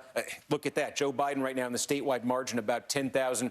Again, for the Democrats, there's a lot of vote still to come, a lot of that early vote still to come, and vote in general in Broward County, and I believe as well, in Orange County. These are two huge Democratic areas that are going to pad Biden's total because basically when you got all the early vote counted from this part of the state, Biden needs to be ahead. Biden needs this statewide number to be ahead because A, the same day vote here is going to favor Trump, and B, the panhandle is going to favor Trump as well. So it's not all filled in yet, and even some of these counties that are filled in, I think we just got Palm Beach. We'll continue to monitor. Wow. So, Palm Beach, can you show us what was 20, go back. Yep. What was 2016 in Palm Beach County? You got it. This was Hillary Clinton got 57, Joe Biden sitting at 60. And again, I just will double check this. Again, I think this is basically the early vote, the mail-in vote. And again, I think we're getting perhaps a scattering of same day. Thank you, Steve. And that sound means we are approaching another set of states. The 7:30 poll closings, North Carolina, Ohio, and West Virginia. And the time has arrived, 7:30 exactly here in the East. And here's what we have from our NBC News projections. The presidential... You can't claim that as a dependent, because it's inanimate. People ask me what sort of a person should become a celebrity accountant, and I tell West Virginia, too early to call, though. As expected, Donald Trump in the lead there. Here is the bar graph of where we stand early yet, very early yet, in the road to 270, one each awarded. You see how the electoral votes have been awarded as well. Big one we're watching tonight is Georgia. It's a battleground. We have it as too early to call. You see the breakout there in early vote. The map of the road to 270 looks like this at this hour, right about now. It's going to be a complex one by the time this is over with tonight. 11-3. Senate races we're following. North Carolina, too early to call. The Tillis-Cunningham race. West Virginia, too early, though the incumbent Capito is leading. Here is the Senate makeup at this hour. We can't show this often enough because of the percentages needed, the seats needed if the Democrats want to end this night back in the majority, back in the U.S. Senate. When we last left our friend Steve Kornacki, he was looking at some new vote in from Florida. Hey, Steve. Hey, Brian, yeah, we continue. Again, there you could just see the time zone as you get to the top of the hour. You can see the time zone cutoff. So not a huge population area, but the panhandle of Florida. We're about to start. Everything that just happened here for the last hour is about to happen here. Again, what we're looking at here, though, this is a good moment to kind of freeze and take in the whole picture, again, before you start getting the panhandle, because it's not complete, but we're getting close to a complete look at roughly what that early vote, mail vote looks like in the eastern time zone portion of Florida. All the stories you've seen for the last month about record-shattering turnout, is it favoring Democrats, is it favoring Republicans? You're primarily seeing those ballots opened and counted and processed right now and reported out. And again, when all of these are complete with the early, if you're Joe Biden, you need to be ahead. And I believe if we froze things and just tallied up all the early and mail-in vote, he would be, because there's a ton of vote to come in early from Broward, where he's going to get a huge number. There's a ton from Orange. Obviously, I think we have like one precinct reporting. This is where Orlando is. Also the same in Tallahassee. So you've got some big, gigantic Democratic areas that have not spit out these. And there it is. Biden just took the lead. He just got a big batch of votes in Broward County. There it is. So that's what just happened. We now have, I would say, very likely just about all very close to all of the early vote reported out in Broward County. Biden now getting 66%, the same day to come.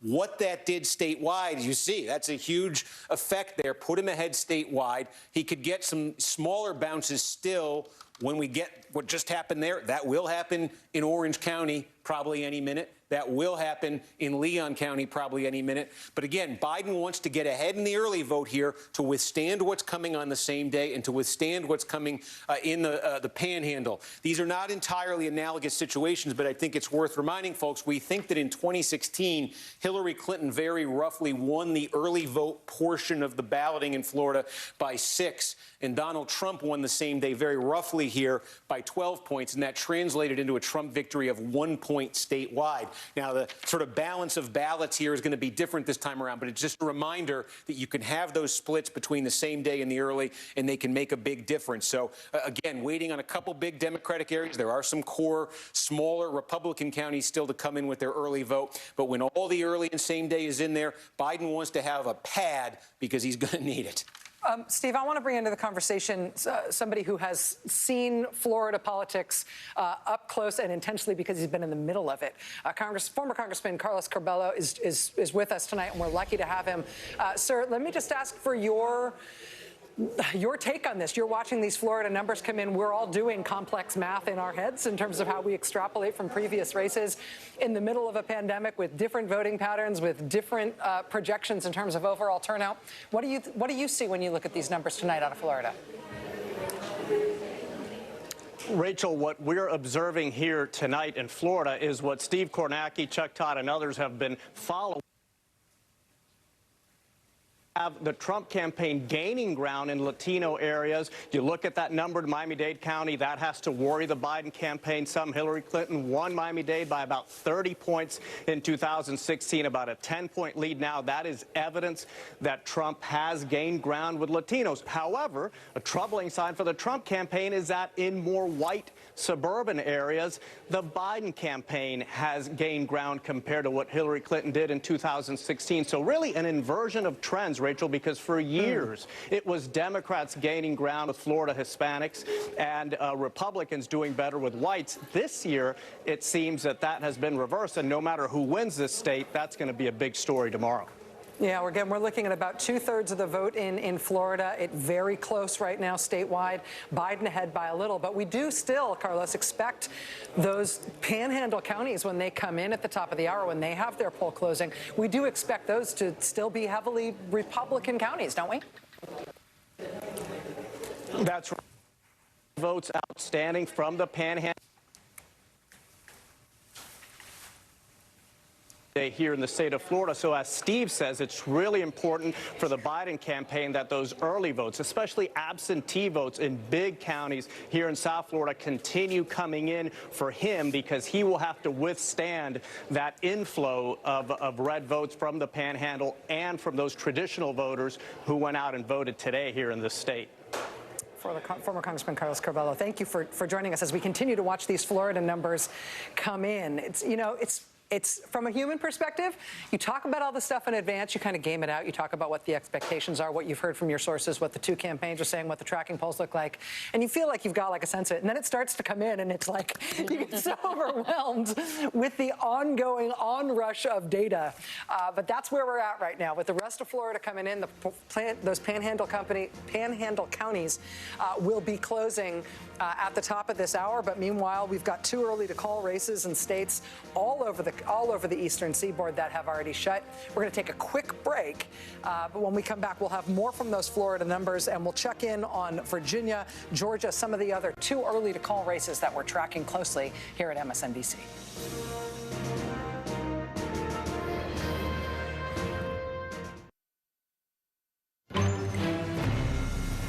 Welcome back. 7:41 Eastern Time as we look at the view from our backyard. I am told that in the last couple of minutes, because a commercial break rolled, depending on where you live in the country, not the fault of any human, though humans may be harmed as a result, that you missed 2 calls that we made at 7:30, not so much calls as estimates. They still remain the same. That is that Ohio is too early to call, as is the presidential race in the state of North Carolina, which was and remains too early to call. That's our status. Over to Rachel in the East End. Steve, I hate to go back to you in the middle of all of this, but we're just going to keep going back to you. I have a bunch of stuff that I want to ask you about in terms of the other states that have recently closed, but can we talk right now about what's still coming in Florida? Yeah, again, nothing yet from the Panhandle. What we're waiting on here, Leon County, Tallahassee, we still don't have any of the early vote. We did just get a bunch from Orange County, which is where Orlando is. That's what you see here. I'll take this off. We've got too many numbers on the screen. Biden getting 64% in the early vote, the absentee vote in Orange County. Again, compare this to 2016. Hillary Clinton won here with 60%. Biden right now over that number. Let's see if that can hold up as the remaining vote comes in. We've got, I believe here, too, we could just take a quick look along these Gulf Coast counties and update them. Yes, here we go. I'm nodding my head. We said Pasco County we wanted to monitor as more and more vote came in. There's very little left in Pasco County right now. Again, core Trump County, he got 59 in 2016. He's sitting at 58.7 right now. Biden, remember, no third-party candidates, so it's, don't make too much of this, but Biden a little bit there ahead of the Hillary Clinton number. But work our way north along the Gulf Coast here. Still vote to come in. Same-day vote that we expect to favor Trump here, 63%. He's trying to build that up 2 points. You could see he's coming close to these numbers. Citrus County, there is not much left. He's over it by a point. But you see what's look at this, 70.6 to 71% is what he got in 2016. Just a few votes left here. So you just see this pattern here. Look at this, 57.4, 59%, a little bit more vote to come in. I mean, Trump in these Gulf Coast counties looks like he's on pace to come right in the neighborhood of that 2016 number. So if he's just hitting those numbers, that's good news for his campaign. The question is, can the Democrats offset that with gains anywhere? We've already talked about Miami-Dade. That's a real bad sign there for Democrats. Here's one we've been monitoring, Pinellas County, St. Petersburg. And we said that Biden number, which started out with the early vote at about 53 and change, now down under 50. Now it's 49.7. The Clinton number here in 2016 was 47%. Let's see how many votes remain here. There are still about 60,000 votes to come in. Clearly, the trend here, the trajectory of the same-day vote is favoring Trump, so look for that 49.7 to come down further. This may not be the kind of gain Democrats were hoping it might be. Let's look next door in Hillsborough County, where Tampa is. Again, Biden, the Clinton number was 52. Biden sitting at 53.5. There's 75,000 or so votes left to be counted here. Clearly, again, the same-day trend in Hillsborough County is favoring Trump. It's that election day vote. So look for this vote to come down a little bit. It might end up a little bit north of 52 if you work out the decimal points. But again, we are just looking here at stuff that looks very, very similar to 2016, with the biggest change that we're seeing on this map right now in Florida is in Miami-Dade County. And I'm just looking to see if we've got anything more. There's still 200,000 votes to come, likely a lot of same day, already underperformance from Joe Biden. That's a worrying sign for Democrats. They've got to make up for it somewhere. We'll keep looking at these and see if something appears on this map. But to take a look at the statewide vote here, getting close here to, and let me just see if we got any, we're still waiting on Leon. This is basically, we are close to being able to say we got all the early vote and some of the same day in from the Eastern time zone part of the state. This is the last big jump Biden's going to get in the early vote here. So when Leon comes in, this number, you see right there, he's 83,000 votes ahead of Trump statewide. That number will jump when we get Leon. Now it's down to 73,000. But we're now in the phase here, I think, where in a lot of these counties, the same-day vote is starting to come in. And even in counties where Trump isn't doing that, he's doing much better in the same-day vote. And, of course, also has the panhandle to come. Steve Kornacki, thank you. Looks like we can start to see the arc of how that is going to go in Florida, but we will not know until we actually see it. Brian, back over to you. And I want to bring in Claire McCaskill, former Democratic senator from the great state of Missouri, and find out what's on your mind as you watch thus far tonight. Well, I think that I see the Trump campaign walking down a field with mines, and any of these states could blow up, and then they're in real trouble. Now, they may get past the first one, which is Florida. It looks like it's going to be very close. It certainly doesn't look like it's going to be a decisive victory for either side. But then they've got the next landmine, which is Georgia, and then North Carolina. And then, of course, the mother of landmines up in Pennsylvania. So, and Trump has to win these states. Biden doesn't have to win all these states. So I still see that Biden's path is pretty clear, and he's got a lot of them. And I am, of course, waiting to see more votes on all these Senate races, where I am paying very close attention to what's going on in Iowa, Maine, North Carolina, particularly to see if we're going to call Chuck Schumer majority floor leader when the sun comes up tomorrow. Claire, that's a little liberal on your part, assuming we're going to know that when the sun comes up tomorrow, isn't it? Well, if you look at the states where the Senate races are really in play, most of them can count votes today and previously. In other words, we think we'll get results in Georgia. We think we'll get results in North Carolina. We should get results in Iowa. Obviously, Colorado and Arizona we're not as worried about. We feel very comfortable about both those states. So we may know more about the Senate when we go to bed at 2 or 3 in the morning than we do know about the presidency. Okay, I'll take the optimism. Claire, keep watching with us. We'll go back to you when things warrant. Hey, Steve Kornacki has early vote from Ohio. Yeah, I think that we are taking a look here at the the absentee vote in, well, let's go statewide here and give you that view. Statewide in Ohio, that would explain why Joe Biden right now, you see statewide leading so much. 2 places here that are accounting for this vote. Cuyahoga County, core Democratic county. This is where Cleveland is. And again, we're gonna play that game where let's see, does he end up significantly over the Hillary Clinton number? Right now, he's at 75%. Clinton got 66% here. Biden's going to need substantial improvement across Ohio. This is, remember, an 8-point victory for Trump statewide in 2016. Let's take a look in Franklin County, the state capital, Columbus. This is, now look at this, 76%. 61% is where Clinton landed in 2016. So again, a little bit more than half the vote in here. We think the next half is probably going to be a little bit more favorable to Donald Trump. How far down does that Biden number come? He wants that to land. Biden wants that to land not at the Clinton number. In a state like Ohio, he wants to land that substantially ahead. Here is an interesting one to look at.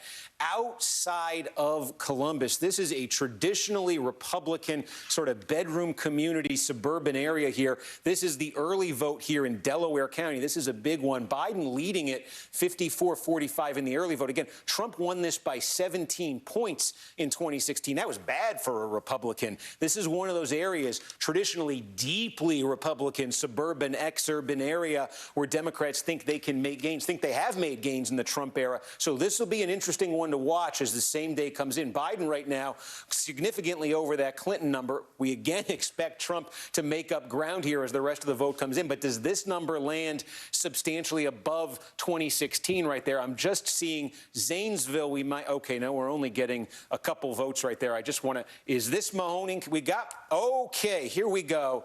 Now, this is interesting. This is the early vote in Mahoning County. This is Youngstown. This had one of the biggest, most dramatic swings we saw anywhere on the map in 2016 to Donald Trump. Yes, I know he lost the county to Hillary Clinton. He lost it by 3. 4 years earlier, Barack Obama had won this same county by nearly 30 points. This typified when we talked about that blue-collar Midwest surge to Donald Trump in 2016. This is the capital of it, Mahoning County, getting within 3 points there for Donald Trump. Joe Biden sitting at 62% in the early vote here. So let's see. Does that come down?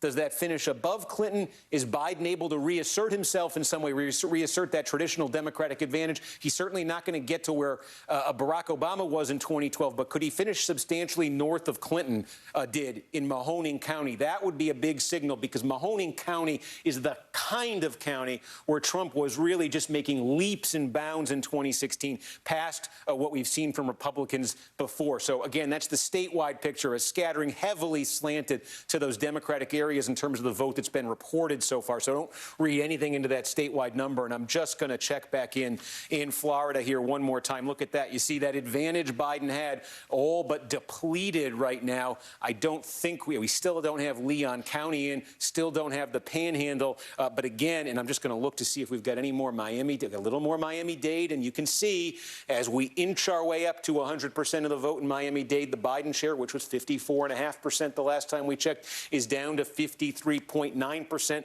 That's the political gravity in the eastern time zone of Florida right now. It favors Trump at this moment just because it's the same day vote primarily we're talking about. Broward 66, Palm Beach, Biden sitting at 58%. And again, statewide in Florida, a little south of 7,000 votes is the edge at the moment for Joe Biden. If you think we are juggling a lot of data and a lot of information right now, wait till 8 minutes from now when 17 states have poll closings.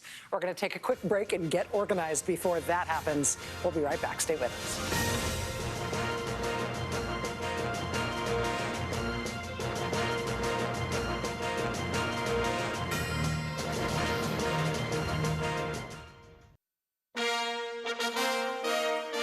Battleground state. We are closing in on 8 p.m. Eastern, whereupon we will have poll closings in Alabama, Connecticut, Delaware, D.C., Florida, the Western Panhandle counties, Illinois, Maine, Maryland, Massachusetts, Mississippi, Missouri, New Hampshire, New Jersey, Oklahoma, Pennsylvania, Rhode Island, Tennessee. Busy night. Right now, we are still watching vote come in Florida. Steve Kornacki, can I also ask you for an update on Georgia? Georgia has been closed for a little while. We expect a bit of a slow count in Georgia, but what do we have there? Yeah, I mean, it's not going to be like Florida where we're suddenly getting, oh, here we go.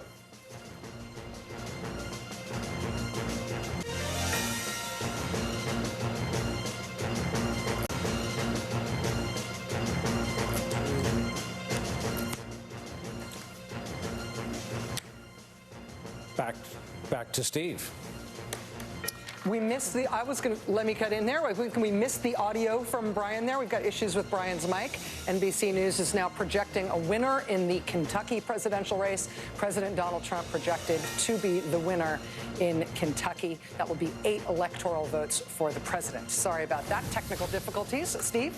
Yeah, so let's take a quick look here at Georgia again as we come up toward the top of the hour in the next set of poll closings. This is very different from Florida just in terms of the pace of the votes being counted here. You can see you got, about 425,000 counted here. But I just want to, circle it. We said at the start of the night the Atlanta metro area we thought would lag.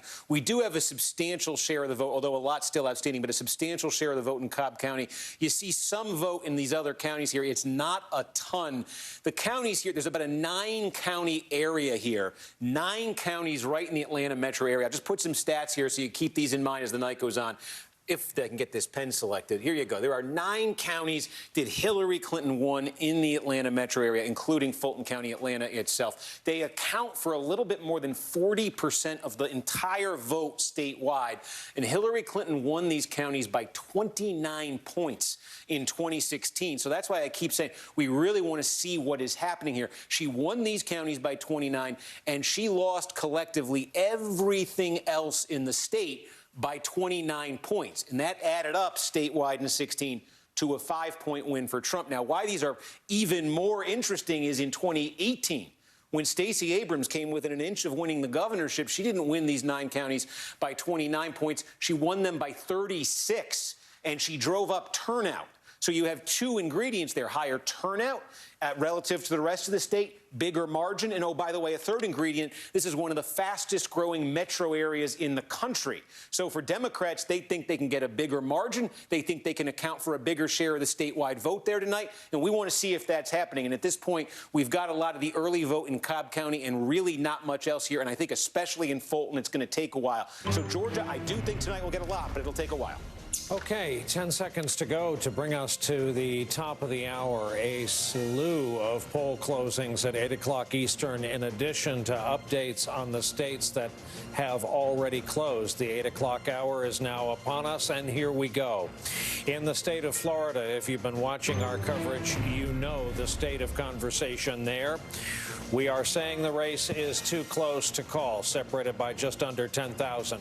In the Commonwealth of Pennsylvania, big race, big electoral vote fight tonight. Too early to call. In the state of New Hampshire, too early to call.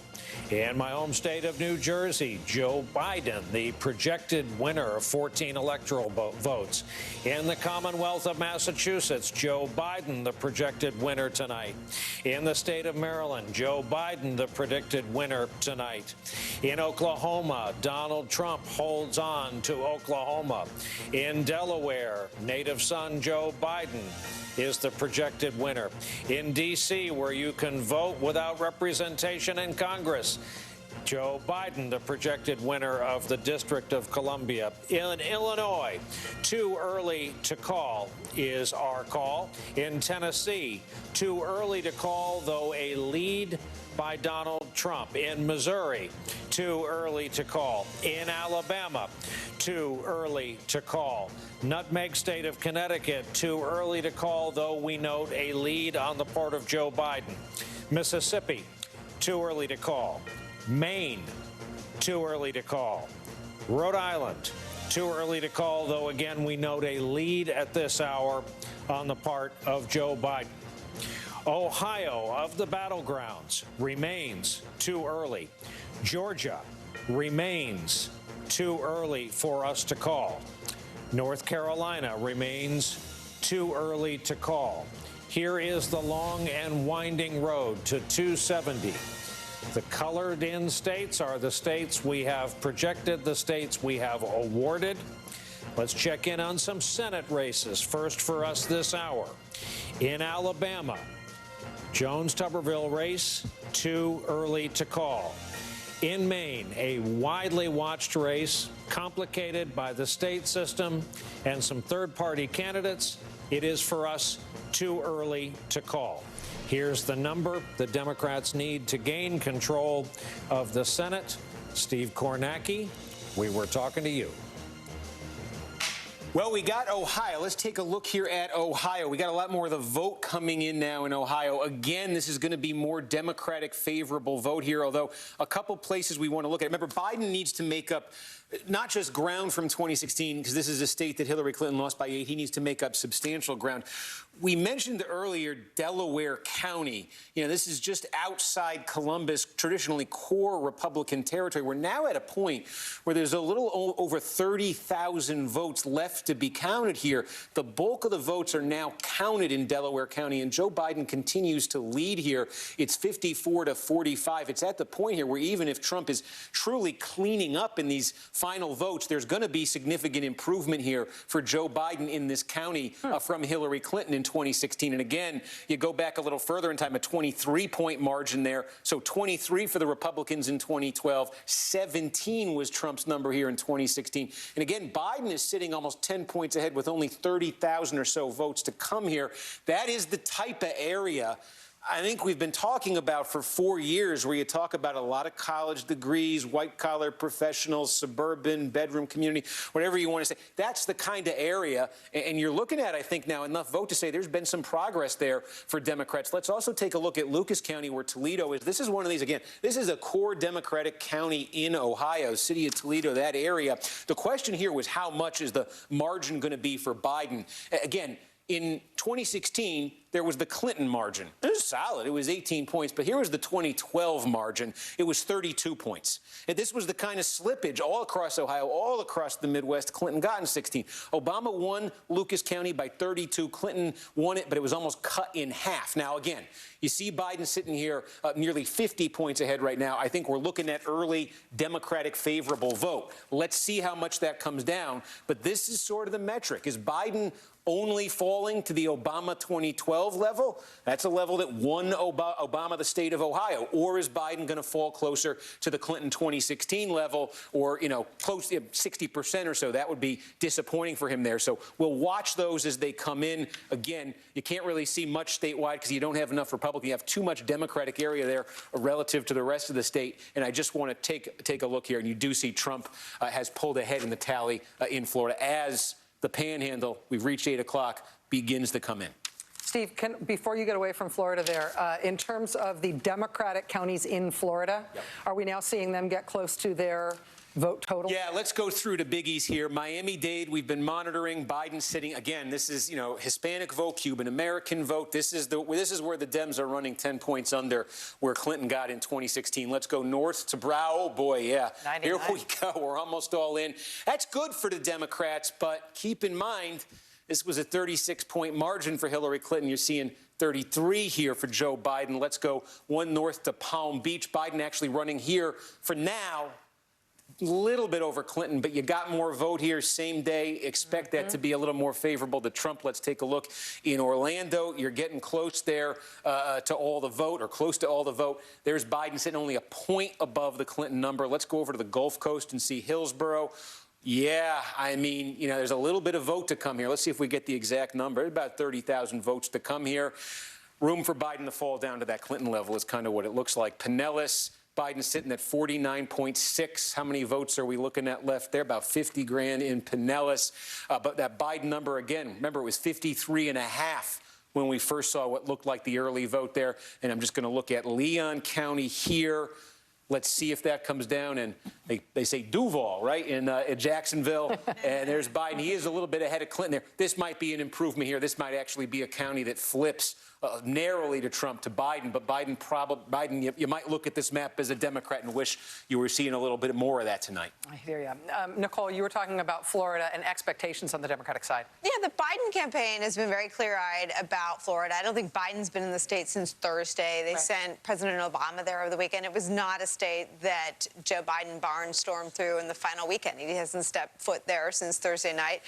It is Donald Trump's hometown. He, with Trumpian flourish, left New York behind, became a resident of the state of Florida, and it is a state that has been increasingly difficult for Democrats to win in statewide. So I think the Biden, I mean, you can feel the hopes and the dreams of our viewers falling down, and you can hear liquor cabinets opening all across this great land. But Florida wasn't a state that the Biden campaign was counting on. Florida was not a state essential to a Biden win. But the Biden campaign, and it's not flashy, and it's not dramatic, and it's not the stuff of Aaron Sorkin scripts, but the Biden campaign has been talking about the same three states that our own Steve Kornacki has been talking about day after day after day. They've been talking about Wisconsin, where they are ahead. They've been talking about Michigan, where they are ahead. They've been talking about Pennsylvania, where they are ahead. And I've said this over and over again since Sunday night. The Trump campaign has Joe Biden ahead in those three states, just to remind people that in 2018, remember, people were all dejected and depressed after the Florida gubernatorial race, and then a blue wave happened. Florida is not representative. It's such a unique state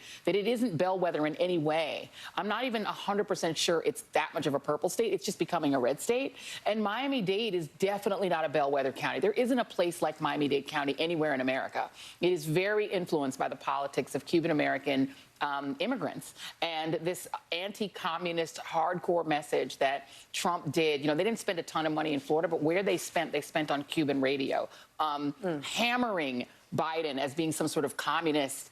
And, you know, obviously that made a difference in Miami-Dade. Well, talking about big states and blue expectations and liquor cabinets, Steve Kornacki has the Texas map up there, which I find very interesting. Steve, why have you got that there? And Rachel, a couple things to point out before we dive in. Not all the polls closed in Texas. Most of the state closes 8 Eastern. There's still some open here.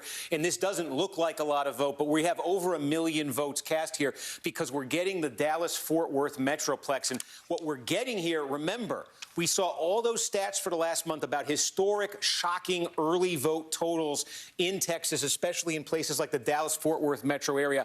I want to show you 2 counties here where we're getting what looks to be the early vote. Dallas County here, Biden, again, this is the lion's share of the vote we're going to get. 800,000 of the basically million votes or so that are going to come out of here. We just got the report on. Biden's leading these by 33 points. This is a county that Clinton won by 26 in 2016. This is a county 4 years earlier. Look at this trend.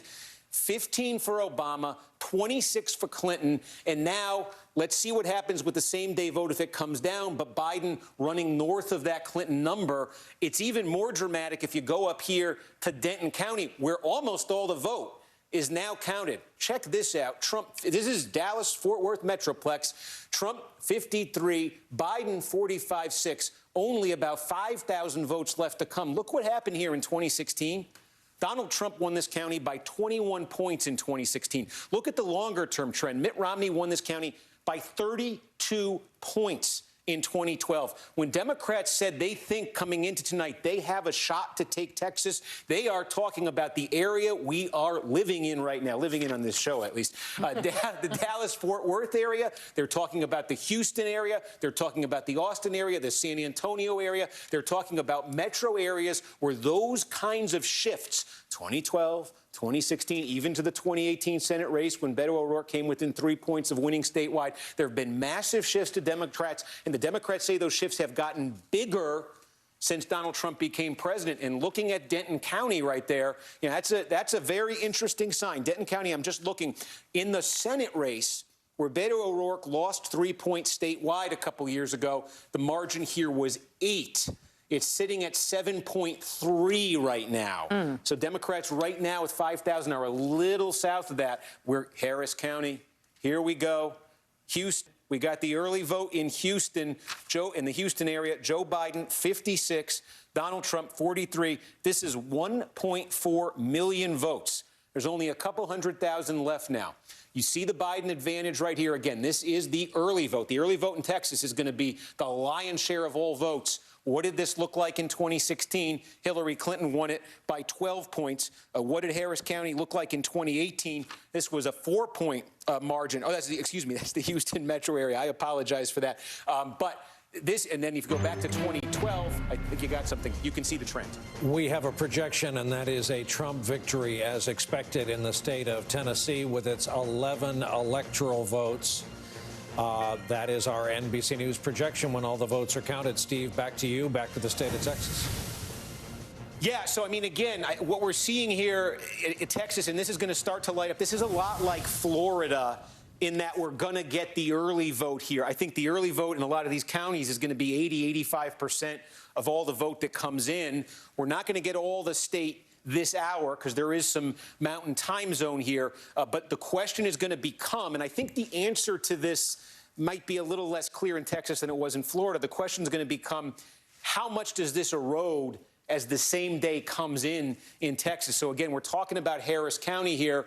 Houston, you know, it's a little bit more than a 13-point advantage for Biden in the early vote. That's a little bit north of where Hillary Clinton landed in 2016. Now we're getting Williamson County. I want to take a look at this. We just got almost all of Williamson County. Wow. Here you go. This is the suburbs of Austin. Wow. And there you go. Hillary Clinton got 42% here in 2016 with only a scattering of votes left. Biden is good. Looks like he's going to win this county, and that's about a 10-point improvement. This is exactly between Denton, what I showed you a minute ago, Williamson. I don't know yet about Harris, but this, and I think Dallas too, this is what Democrats are talking about. They got very close here in 2018 in that Senate race because of counties like this.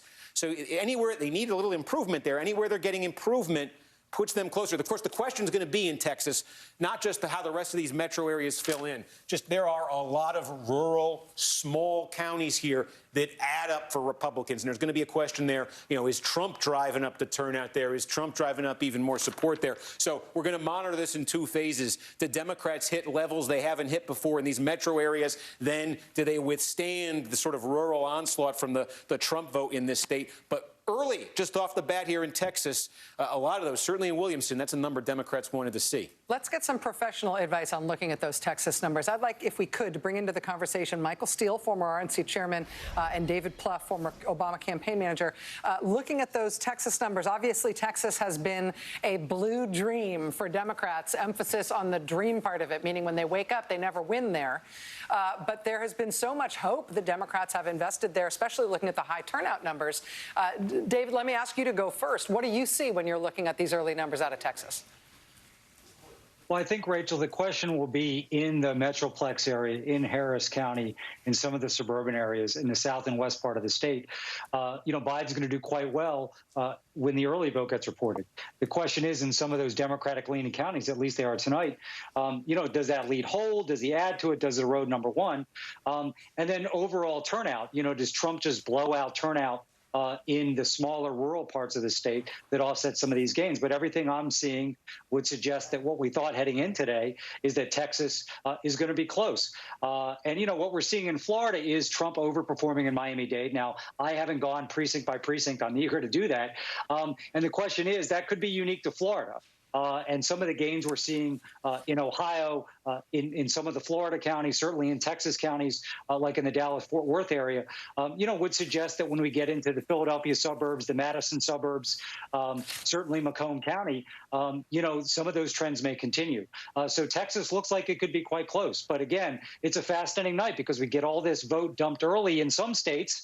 That is going to be Democratic leaning. In other states, it'll be Republican leaning. So I think patience has to be the key word tonight. Michael Steele, I'm going to ask you to be patient just for a second because I think I've got to go to Brian for an important call in a Senate race. Brian? We indeed can project that when the U.S. Senate goes back in session, Mitch McConnell will either be majority or minority leader.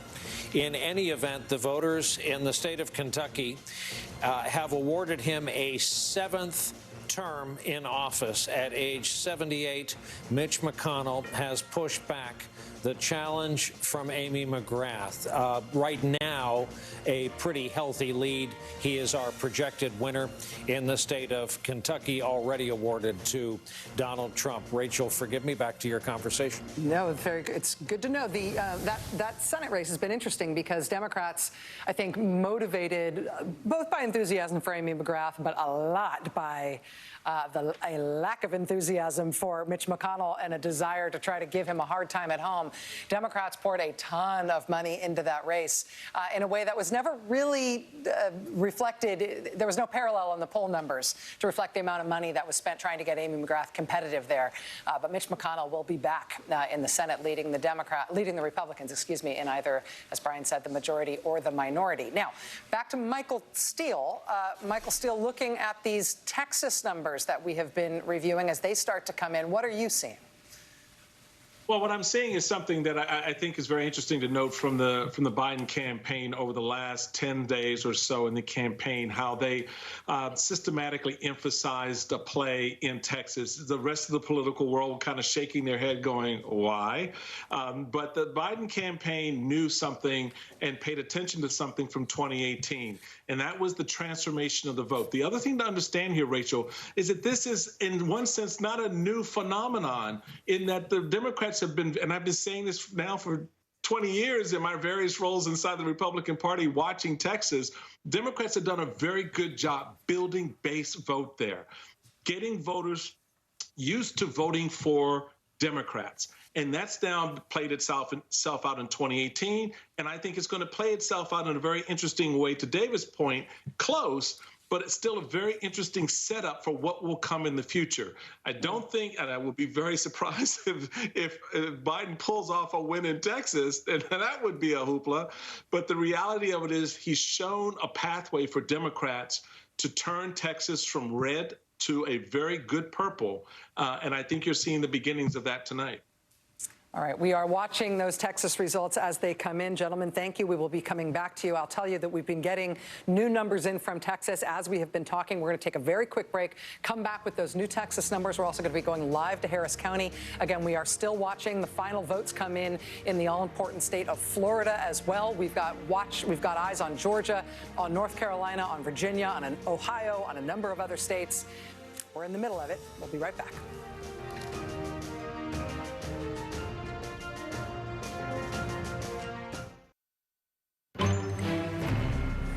At 8:23 Eastern Time, we come back from a break with two calls. The state of West Virginia, as expected, has been awarded to Donald Trump with its 5 electoral votes. And then the land of steady habits, as they call it, the nutmeg state of Connecticut, 7 electoral votes in the Joe Biden column. We'll show you where that leads us as the states color in on the road to 270 with awarded electoral votes thus far.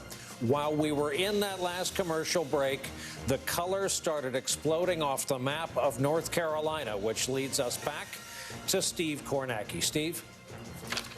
All right, let's take a look here at North Carolina. Let me call it up here. And again, this is very similar. There was a delay in North Carolina. The polls are supposed to close 7:30 Eastern. Some polls around the state were left open. That means under North Carolina law, they are all delayed. So we're just starting to get results. But boy, they had a bunch teed up. We've got about 3.5 million votes here that have now been reported out very rapidly. Very important to talk about the sequence of these votes. This is a lot like Florida. We're getting the early vote. We're getting the mail-in vote. Then we're getting the same-day vote. So it's probably going to be high water marks for Biden, and then a question of can he withstand the same-day vote for Trump. With that in mind, let's take a look at some of the places where we're getting that vote. This is early vote, mail vote, Wake County. This is the biggie. Raleigh, this is the state capital. You see there, 2/3 of the vote going to Biden. How does that compare to Clinton in 2016? This, let's see if it holds with the same day coming in. But this is an area where Democrats wanted to drive up turnout and squeeze more votes out. Keep an eye on this as the rest of North Carolina comes in. Another biggie for Democrats, Mecklenburg County, where Charlotte is. Biden right now running 6 points over that Clinton number. Again, some votes to come here. How many? About 100,000 to come. Can he stay over that 63% mark? This was a state, remember, where the margin overall for Trump statewide in 2016 in Carolina was 3.5 points. But basically, that's it for the Democrats. Raleigh, Greensboro, Winston-Salem, Asheville, Charlotte, Fayetteville here. Let's take a look, compare this 60% with the early vote. How was this in 2016? It's a little bit north of there. So these are the core Democratic areas. There are still some Republican areas to fill in. Also, up here, these are a lot of heavily black rural counties here. This was an area in 2016 where Democrats didn't get the turnout level they were hoping for. We're not seeing a lot early here. Let's watch these counties fill in and see what happens. But I think the key for Democrats here is, can they drive up more sort of in the triangle here in these other core Democratic cities? Can they get more black turnout? And I'm just going to check next door. Okay, this is a core Republican county. This reminds me a lot of, if you remember when I was looking at Delaware County in Ohio, this reminds me a bit of it, but we don't have much to show right there right now. So again, the name of the game for Democrats right now for Biden is to drive up his statewide lead as much as he can. I expect as more of this early vote comes in, you see it's in from so many of these cities. It's not in from a lot of these more rural Republican places. So that might be, Trump will cut into that a bit, and then the same day's coming. And it's like Florida. Can Biden withstand it? He is right now farther ahead than he got in Florida in the early vote, at least at this moment. Steve, will you show us again before you get out of North Carolina there? Yep, sorry. going back in. Will you show us how much we've got in Charlotte? Yeah. Here we go. So give you the raw numbers here. 84% in. You got about 500,000 votes that are counted so far. Okay. And you got a little bit less than 100,000 to come. So, it's the question, Biden getting nearly 70% of the early vote. We expect that'll be lower. Question is how much lower? If he's fighting Trump to a draw, then he's going to win this county by about 200,000 votes. He'll get about a 200,000 vote plurality. If he actually wins, by a substantial margin on election day, he can add to that statewide. So let's see what the trend is as it develops in Carolina. Okay, Joy and Nicole, before all the numbers started washing over us. Oh, look, this is Mecklenburg County, what we were just talking about in North Carolina. This is ballots being delivered. These are live shots of what is happening here in terms of the mechanics of this election as we are starting to see that vote come in North Carolina.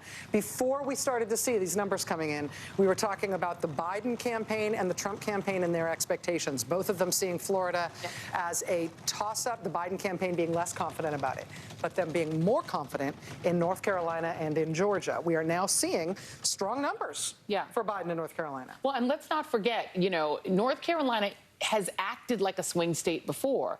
Barack Obama won North Carolina by about 14,000 votes in 2008. He only lost it by about 90,000 votes.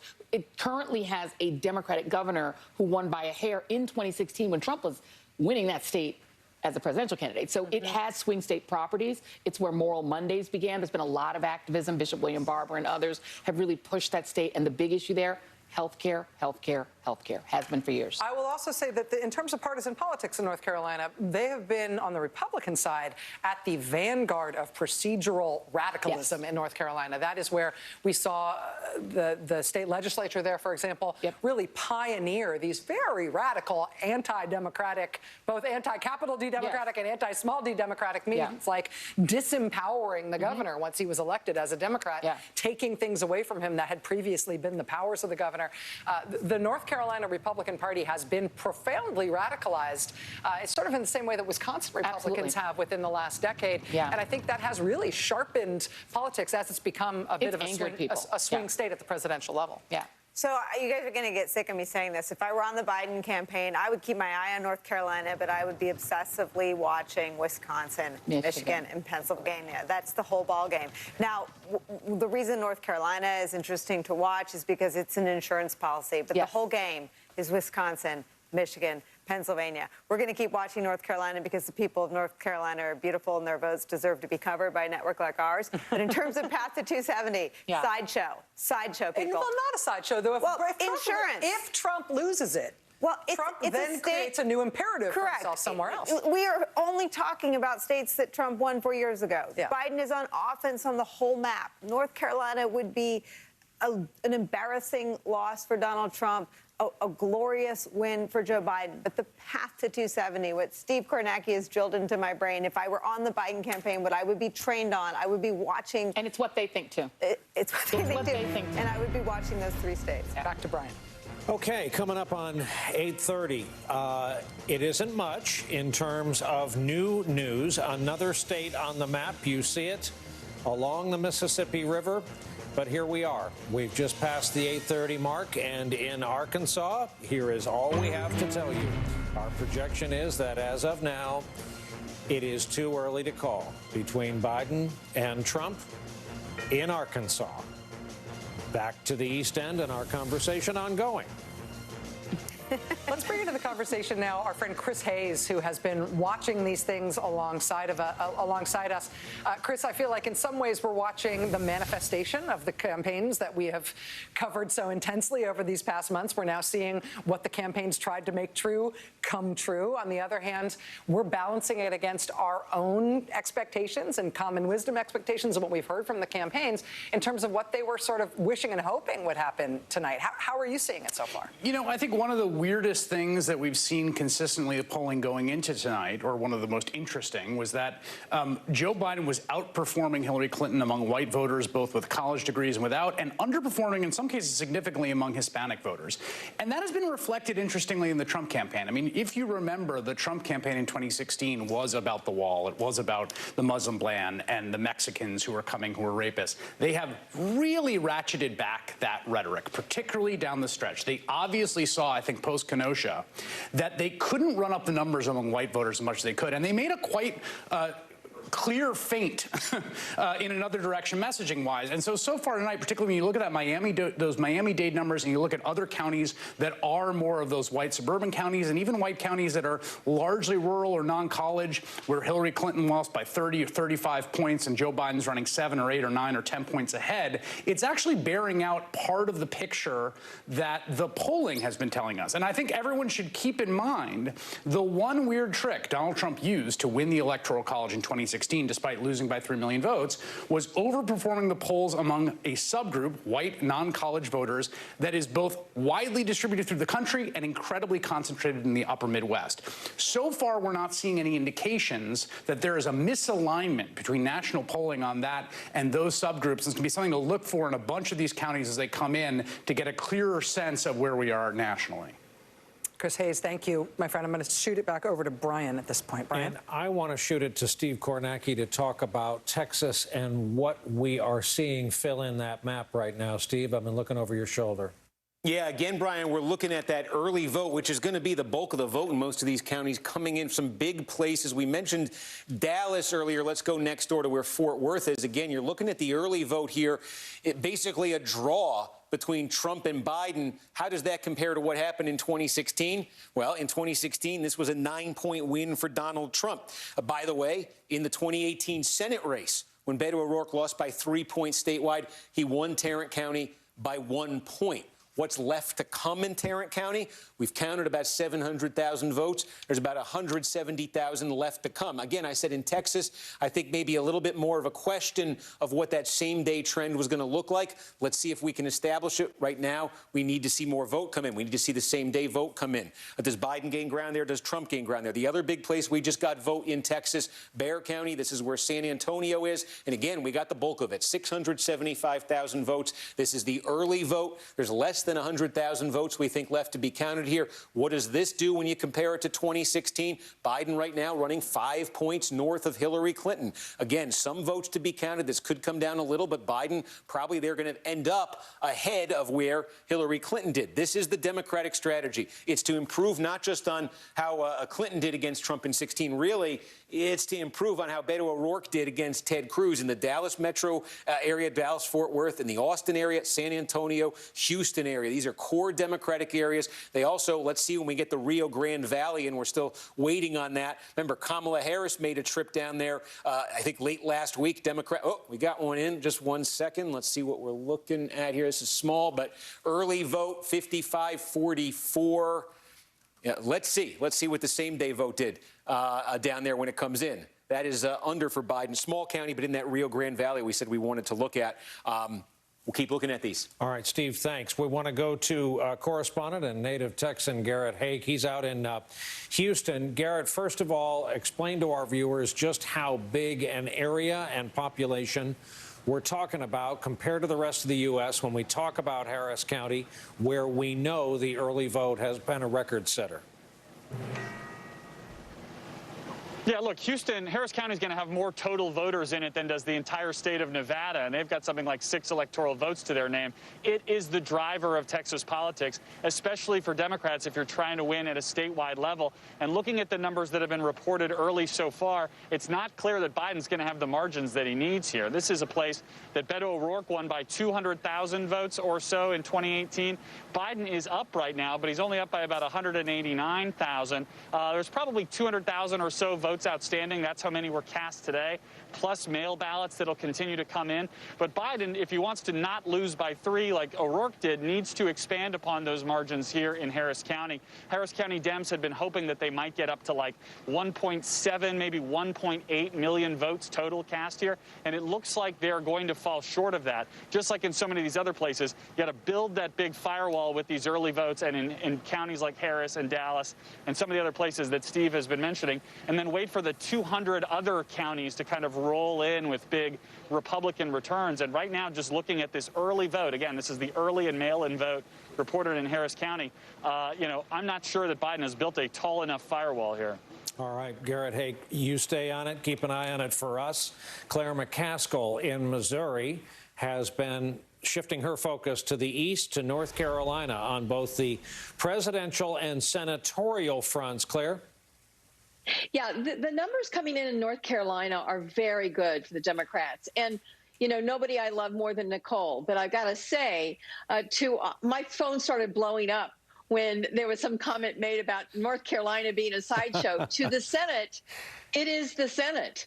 To all these Democratic senators, winning that Senate seat is absolutely essential to dethroning Mitch McConnell from his perch. So North Carolina is catching people's attention, and I'm hearing from folks in Ohio that the numbers there look better than they expected in some counties.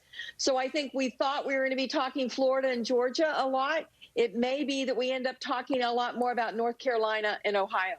Nicole Wallace, your name was invoked. Yes. See, White House staffers always invoke the ire of Senate candidates, and I didn't intend to do that. I would just add to North Carolina that the Tillis internals had Tillis down 1 tonight. So I do have some reporting on that. It is in line with what you're reporting. And look, my only point is that when you're on a campaign and when you're a presidential campaign staffer, you are singularly focused on the path to 270. And North Carolina would be a glorious win for Joe Biden, as would Arizona. And they're still keeping an eye on Arizona. But we shouldn't pull our viewers into dramas that aren't necessary for Joe Biden to get to 270. That was my only point. For Joe Biden to get to 270, the strategic plan, the travel schedule, the surrogate schedule, the advertising dollars, the phone banking, the GOTV programming was always designed for the I guess, the path of least resistance to 270. And that was always Wisconsin, Michigan, and Pennsylvania. North Carolina is incredibly important to Joe Biden and Kamala Harris. They still feel good about it, I've heard in the last 30 minutes. They're also keeping an eye on Arizona. They're keeping an eye on Ohio. But I think not so much you, but we have a tendency sometimes, because of the timing of states closing, to take our viewers on these journeys that aren't central to Joe Biden's path to 270. That was my only point. No offense meant to anyone in North Carolina. Well, the senators are very excited about both Arizona and North Carolina for obvious reasons. Those are two of the 4 Senate seats they must pick up. Yeah, I mean, the Senate races, at some point we should talk tonight about how the Senate races are unfolding thus far. We did have some drama around the Mitch McConnell seat because he did have a Democratic challenger in his home state. But the question is whether he's going to be majority leader in the Senate or minority leader. He has held on to his Senate seat, but will the Republicans hold on to control? Now, if Joe Biden wins the presidency, the Democrats need to pick up 3 seats tonight, and then Vice President Harris is going to spend a lot of time in the United States Senate. But if Donald Trump wins tonight, the Democrats are going to have to pick up 4. And the last time they picked up 4 in a single night was in 2008, which was a big blue Obama wave. And so getting to 4 for the Democrats is going to be a lot harder than getting to 3. And so the fates of the presidency and the Senate are absolutely intertwined. Right, but you just said 2008, the year that Obama-Biden won North Carolina, right? And let's keep in mind, again, Tom Tillis has done himself a lot. Tom Tillis kind of stayed under the radar and sort of stayed away, and he wasn't really as Trumpy as a lot of them. And then he decided to wade on out and act like he couldn't pronounce Kamala Harris's name. Yeah. And he had to go out there and go big and racist, and he put a big spotlight on himself. There is a spotlight on this race because, again, he's in a state where the governor's already a Democrat. So Democrats have already proven that they could win statewide in North Carolina the same year Trump won.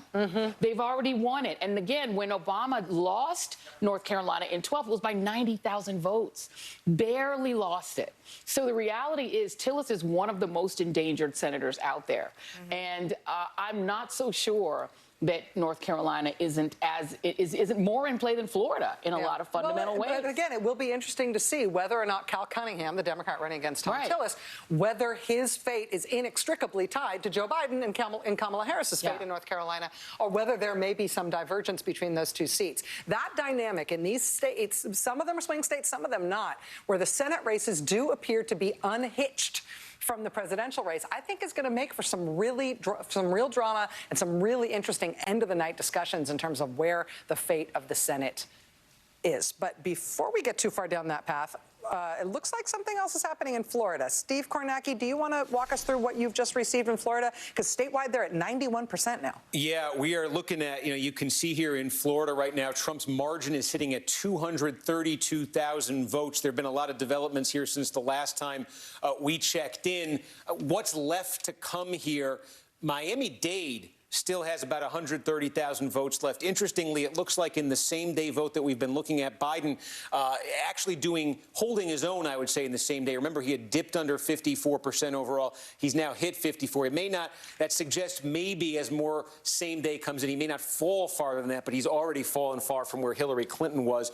There's more vote to come in Tampa. Looks like about 30,000 left in the Tampa area. I'm just looking to see here. The same-day trend there is favoring Trump. More vote. Here we go. We got about 50,000 still in Pinellas. Biden under 50%. Duval still has about 45,000 left. Biden, that will be a bright spot on this map for him. That is better than Hillary Clinton did in 2016. We're just looking at Orange County, where Orlando is. Biden, take a look at this. You can see basically at where Hillary Clinton was, a touch over where Hillary Clinton finished in 2016. If we just hit this button here, I want to just take a look where the remaining vote is. We can size these. The bigger the bubbles here, the more remaining vote there is here. So you can see there is a little bit up here in the Panhandle Republican. As I said, Tampa, we just took a look at Hillsborough and Pinellas. It doesn't look like the trend of the vote that's remaining there is going to be that favorable to Biden, nor is that the case in Duval. In fact, and in Miami-Dade, as I said, Biden might be holding his own, but it doesn't look like he's making big gains. The other big one that's left there is Palm Beach, and we could just see 66,000 to come right there. Again, Biden's margin's fallen a little bit as more same day has come in. The one question mark I'm being told in Florida is we want to make sure, and I think you'll see about 912 912,000 votes right now have been counted in Broward. Our estimate, less than 500 remaining. We are just checking to make sure all the precincts are accounted for here. There is a possibility there might be a little bit more in Broward. But otherwise, no, you look at this and that gap, I'll put it up again statewide, north of 230,000 votes. At this point, Trump's margin, that is bigger than Trump's margin was in Florida in 2016. He leads by 2.2 points here. Let's see if there's anything more from Broward. Otherwise, it's what I showed you. All right, Steve Kornacki, watching those votes come in Florida as we see them come in close to over 90% statewide at this point. We are still looking at a lot of too early to call races, including big important ones in terms of the path to 270, like Georgia, like North Carolina, like Ohio, like Florida, like New Hampshire, like Pennsylvania. There's lots still to come tonight. We're going to take a quick break. Before we take a quick break, it was Perdue who mispronounced Kamala Harris's name, not Tillis. My bad. Oh, David Perdue. Who's David Perdue? In Georgia. In Georgia, not Tom Tillis. Sorry about that. The wrong mispronouncer. These things happen. We'll be right back.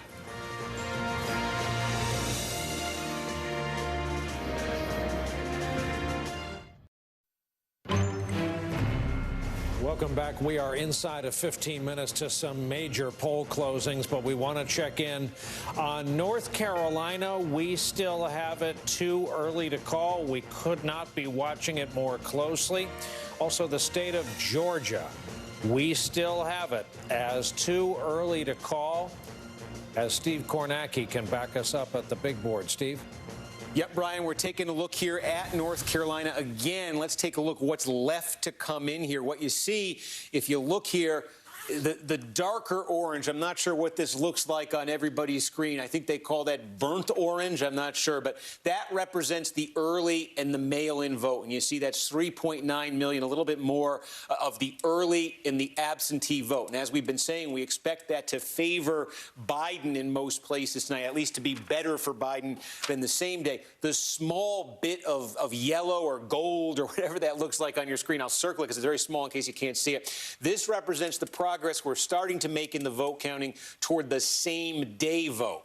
And about 1.8 million left to be counted here. Now, these are not necessarily going to be exact in terms of the split. Sometimes in the counts in these counties, there's same day vote that get mixed in with the mail and vice versa. But roughly, we think we're going to start getting a lot of same day vote here, about 1.8 million votes to come in. There are still, as you can see, some counties left that have not reported anything yet. They're going to report their early votes. So that number can grow just a little bit still, too. But basically, Biden right now with the votes that have been counted, which is the early vote, the mail vote, and everything that's colored in right now, Biden leading statewide 52-47. Again, what it means is all these core Democratic areas, whether it's Asheville in the west, Raleigh in the Triangle, Greensboro, Charlotte, Fayetteville, these are all places that have come in with their early vote strongly for the Democrats. There are still some, you look in western North Carolina here, there are still some counties that'll be strong for Trump, smaller, but will be strong for Trump when they come in.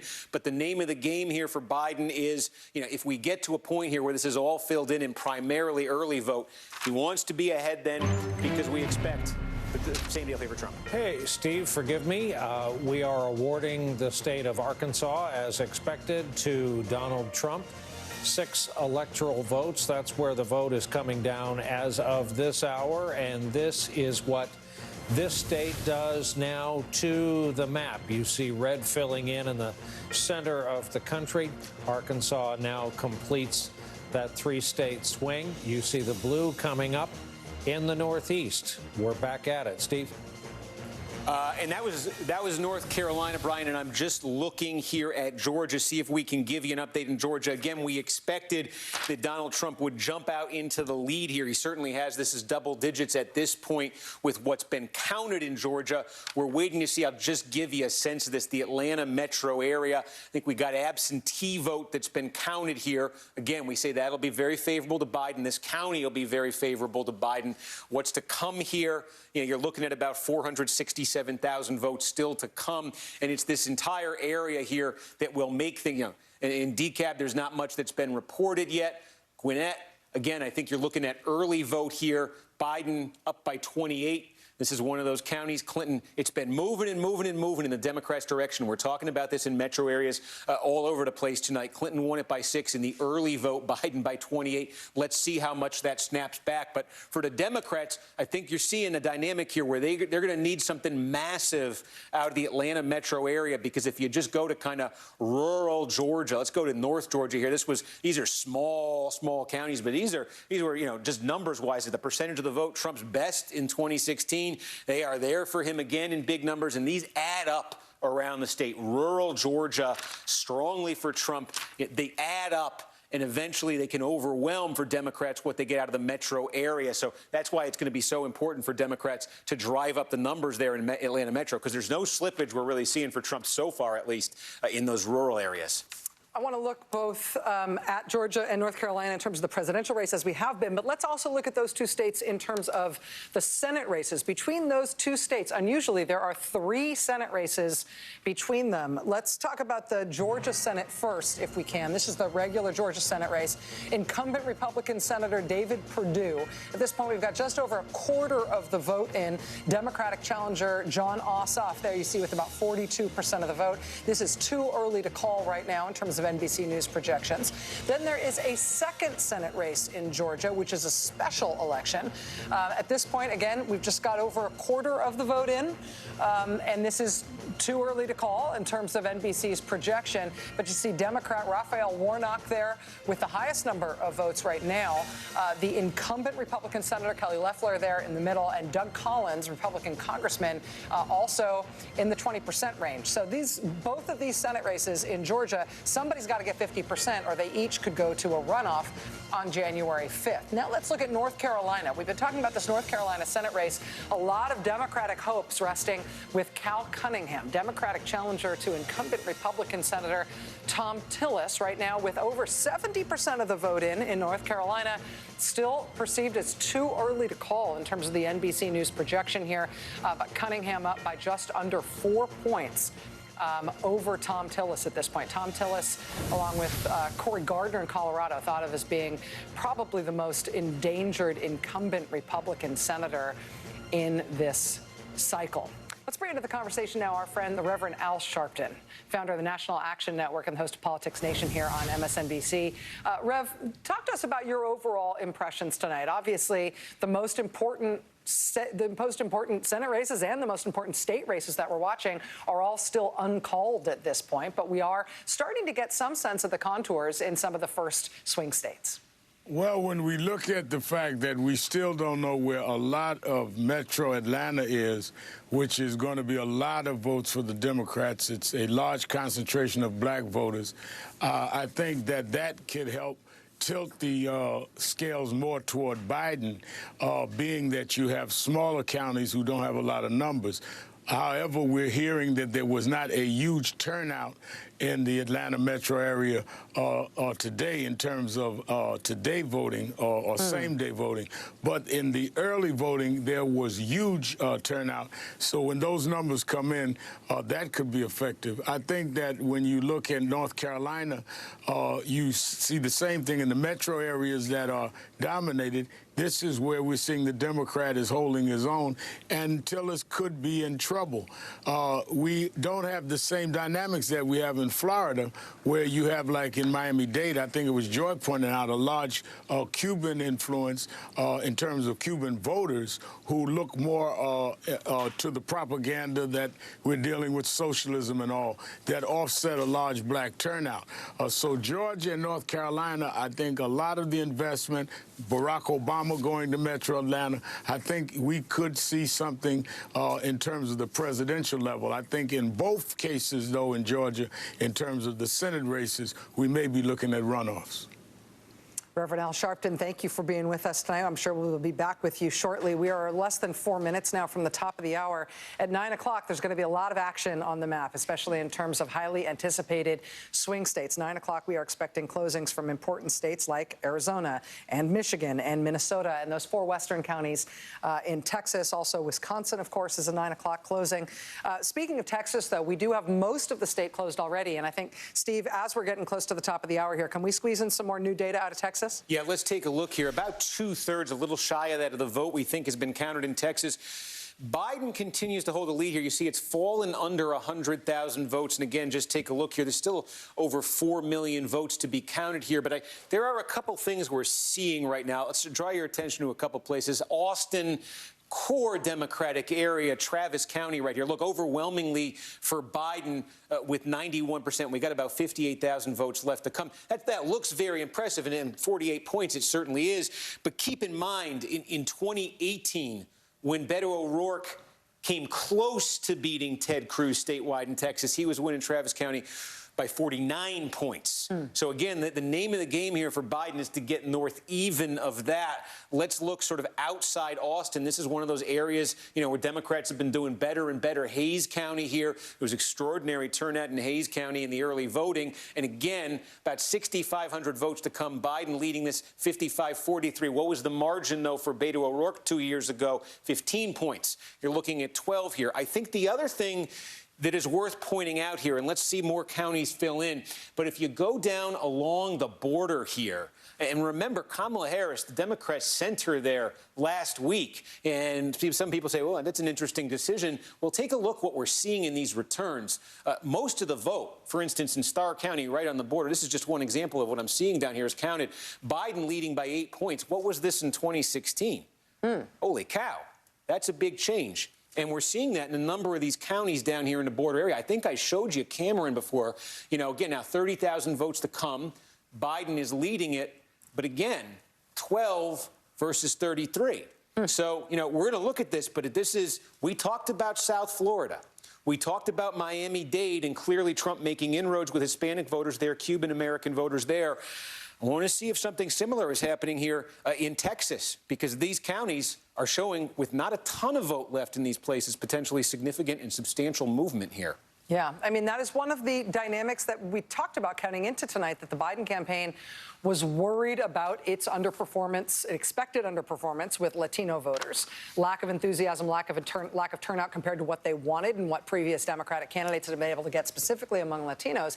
In some states, the other side of that coin was that Biden seemed to be doing better than previous Democratic candidates, especially Hillary Clinton, when it came to older voters and older white voters. Well, in a state like Texas, which has been majority-minority for nearly a decade now, which has such an incredibly young population, the two sides of that coin aren't going to land with equal weight, right? So Biden sliding with Latinos is going to have a huge impact in those counties like, for example, in the Rio Grande Valley. We're coming right up on those 9 o'clock poll closings. Lots and lots and lots of states about to close. We're inside 15 seconds coming up on the 9 p.m. hour here in the East. There is the list of states with poll closings right now, 3 seconds away from the top of the hour.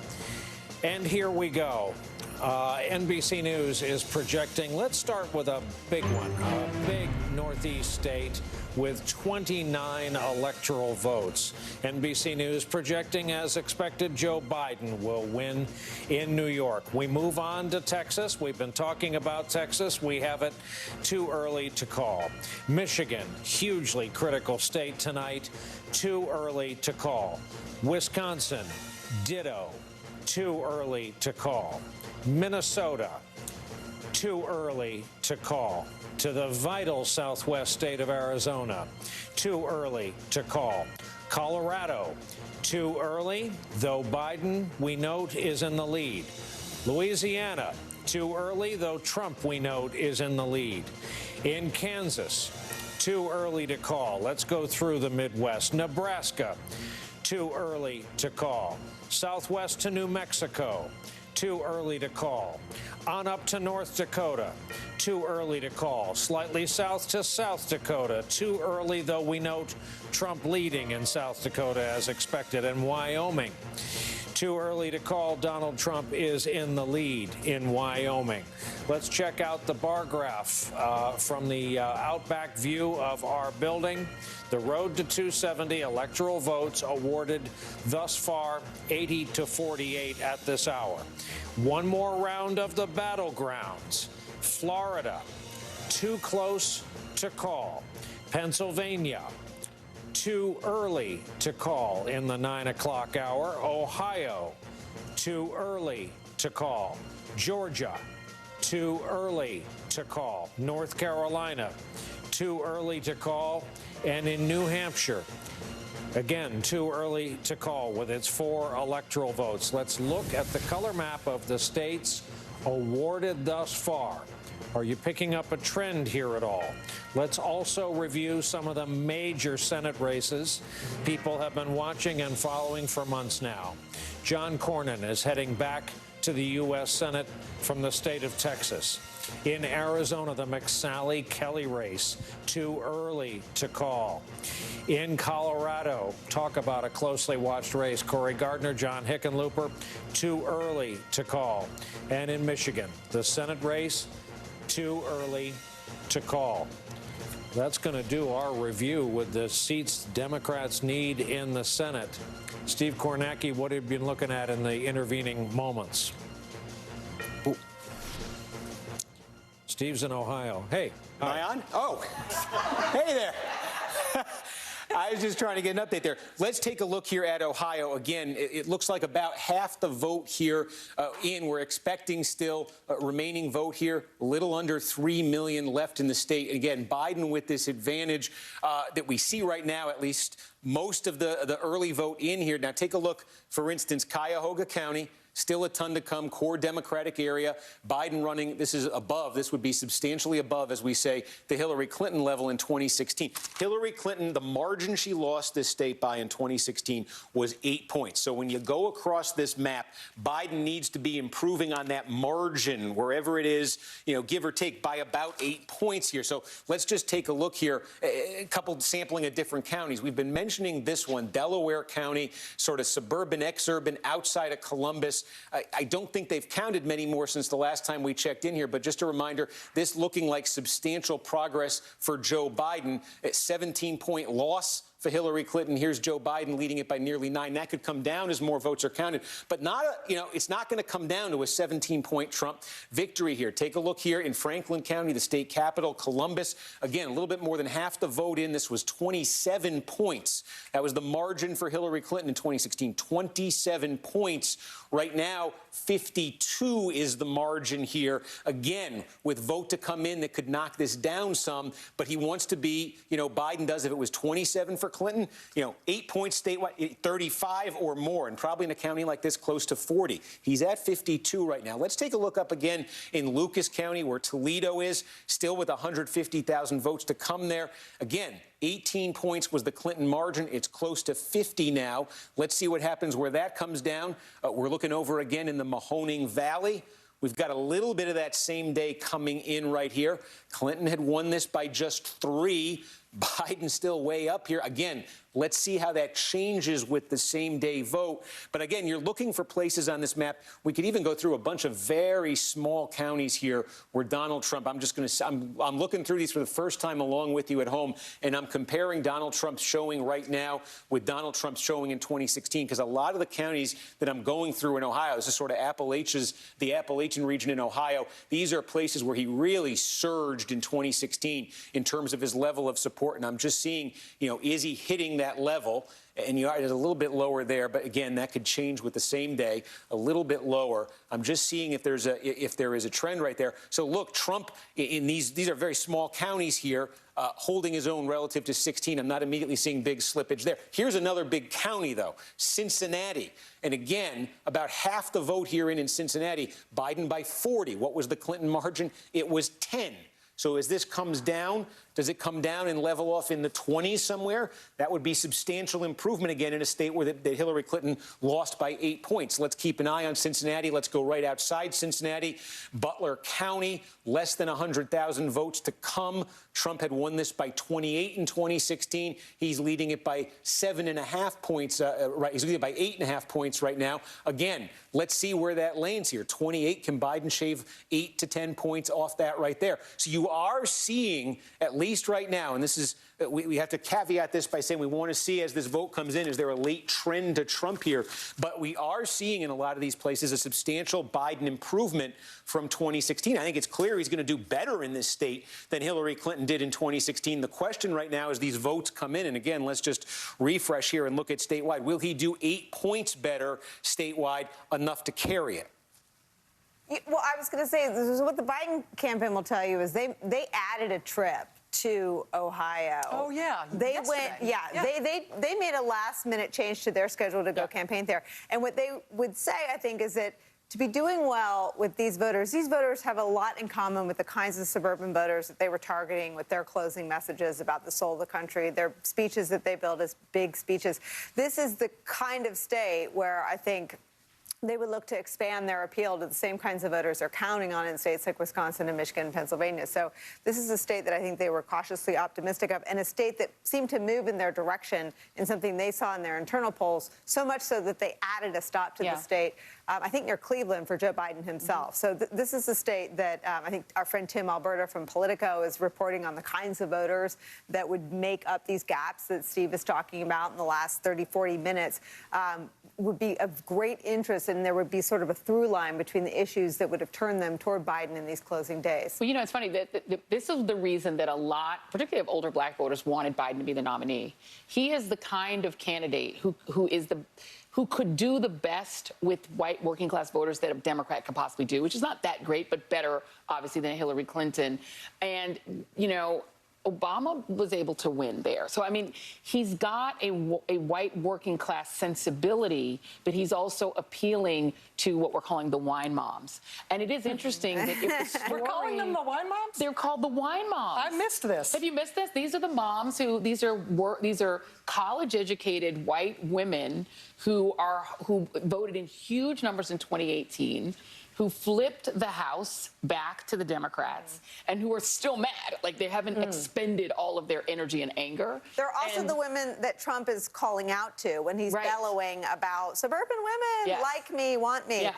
They're the same voters in Ohio. Put those with black voters, and those are the states that have lots of African Americans and lots of those wine moms, he can do well. Forgive the interruption, another state call, and that is, as expected, Donald Trump the winner in South Dakota. And while it hasn't come up a lot tonight, there is that stretch of coronavirus that is raging through the Dakotas right now, just part of the backdrop of the vote in 2020 during an uncontrolled pandemic. But that's our projection, that when it's all said and done, looks to be about a 70-30 split in South Dakota. Here is another red state on the national map. Sorry, back to the conversation. Looking at the map, it's actually helpful to have that at this point.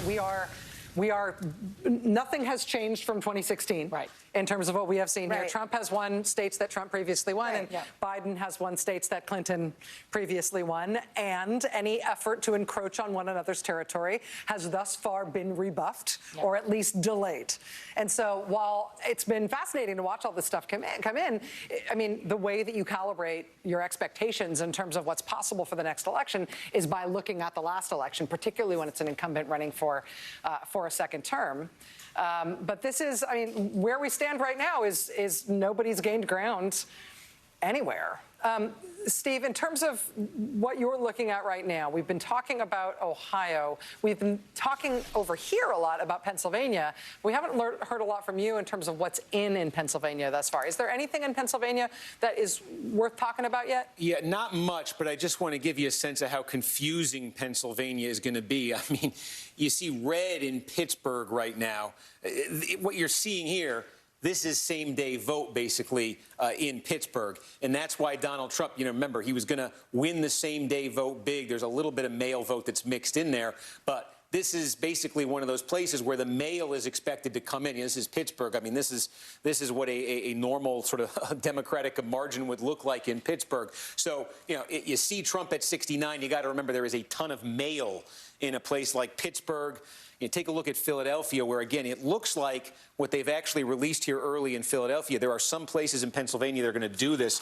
You know, there are some places they're going to release some mail vote tonight in Pennsylvania, and I believe they've released a little bit of it early here in Pennsylvania. Again, they're expecting north of 800,000 votes here. You got a quick dump of this shortly after the polls close in Philadelphia here. Joe Biden over 90%. Again, this is just obviously core Democratic territory here. But I think we are going to see some mail-in voting here. I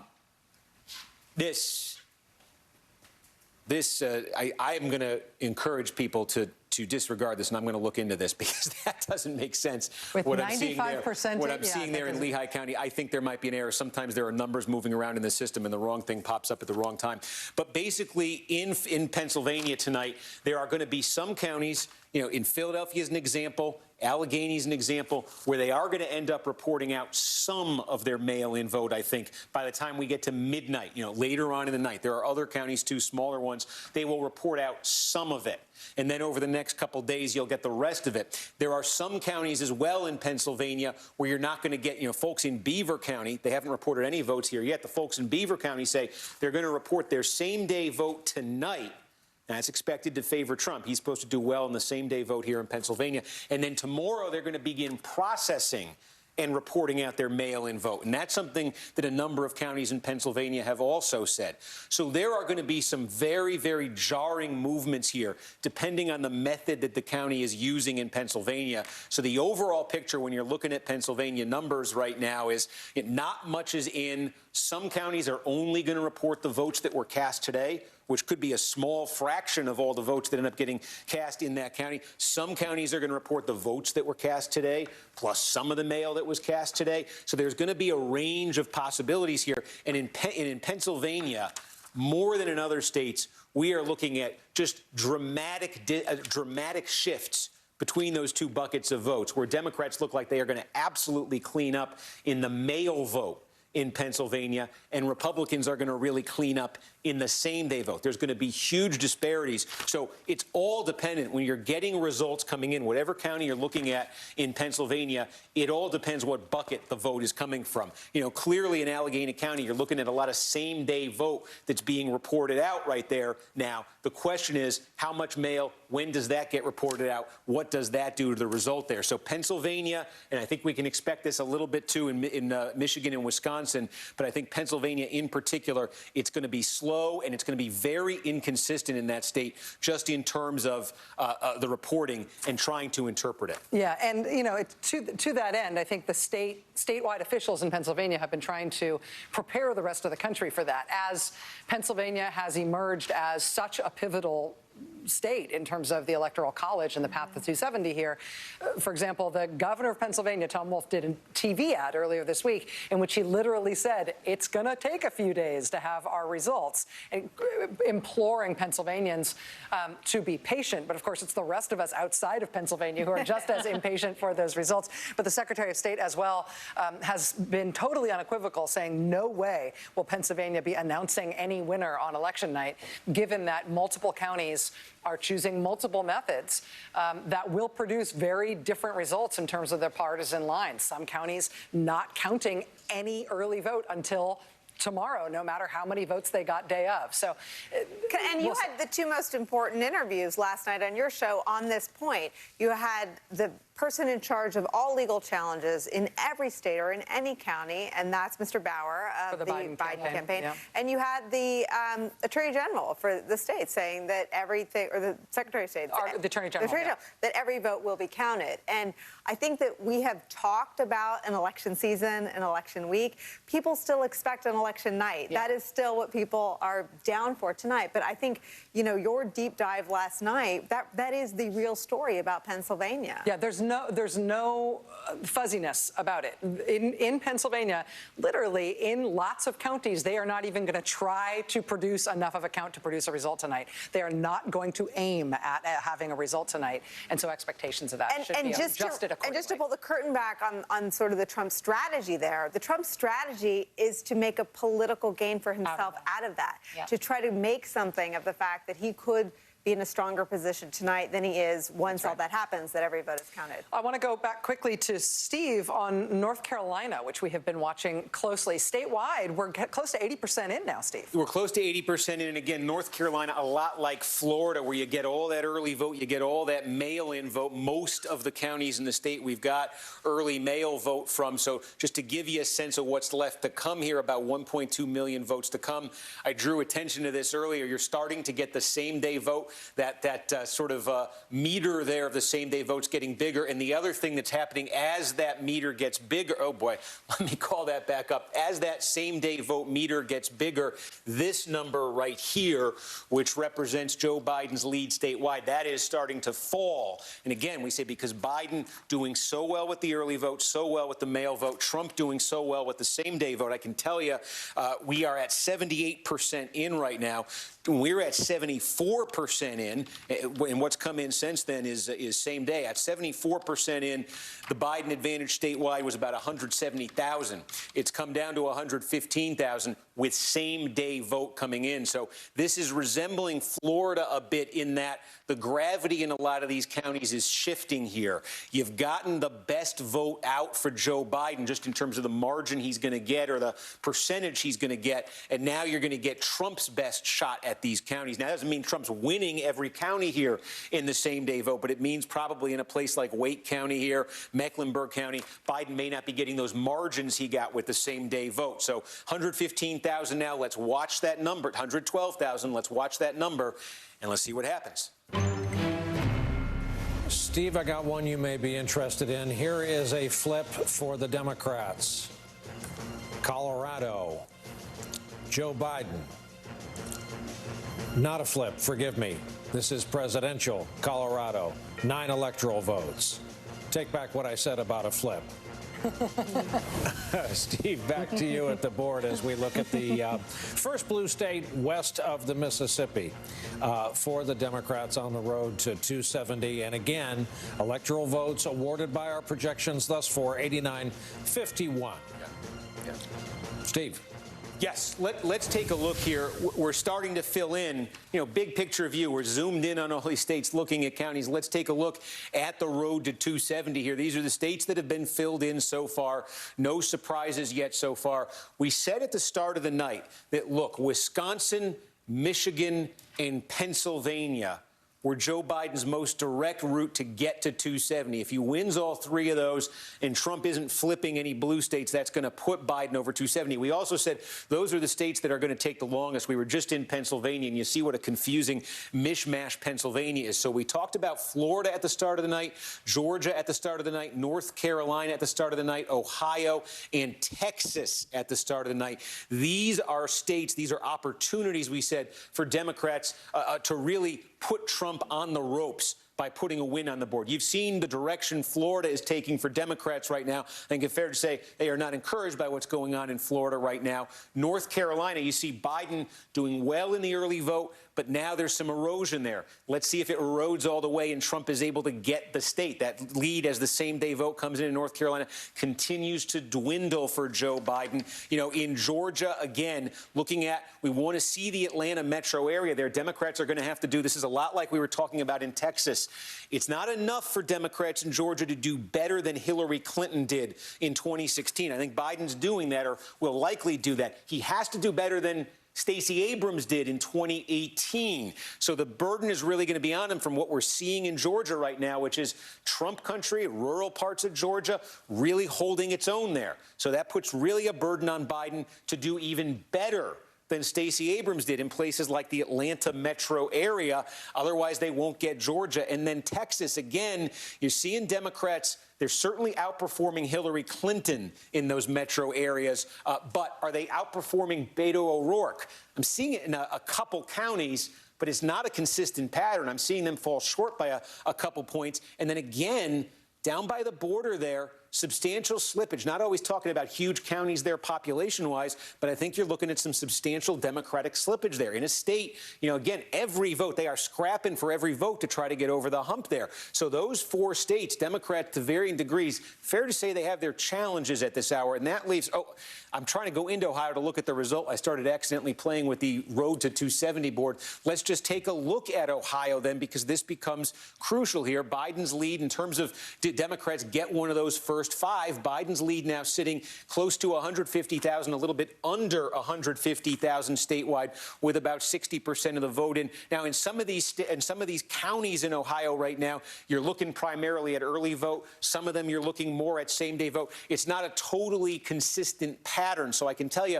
what we're trying to do right now in Ohio is figure out what is the trend for the early, and really what is the trend for the same-day vote, the vote that was cast today in Ohio. What's the trend? Is it Trump by X, Biden by X? What is that?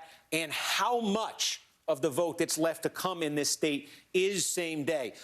That will go a long way. And you see this is dropping down to 136 here. That'll go a long way to telling us where this is going to land in Ohio right now. But you see Biden up 136,000 right now, with about 60% in Ohio. But that right now might be the Democrats' best shot at one of those first 5. If we could, I'd like to ask the controller if we could. Here we go again. A matching Dakota has been projected for Donald Trump. Again, as expected, North Dakota to go along with South Dakota. Sharp-eyed viewers saw that we had quietly added that bit of red in the northern plains. That's our projection with its 3 electoral votes. That's how the map fills in. Rachel, back over to you.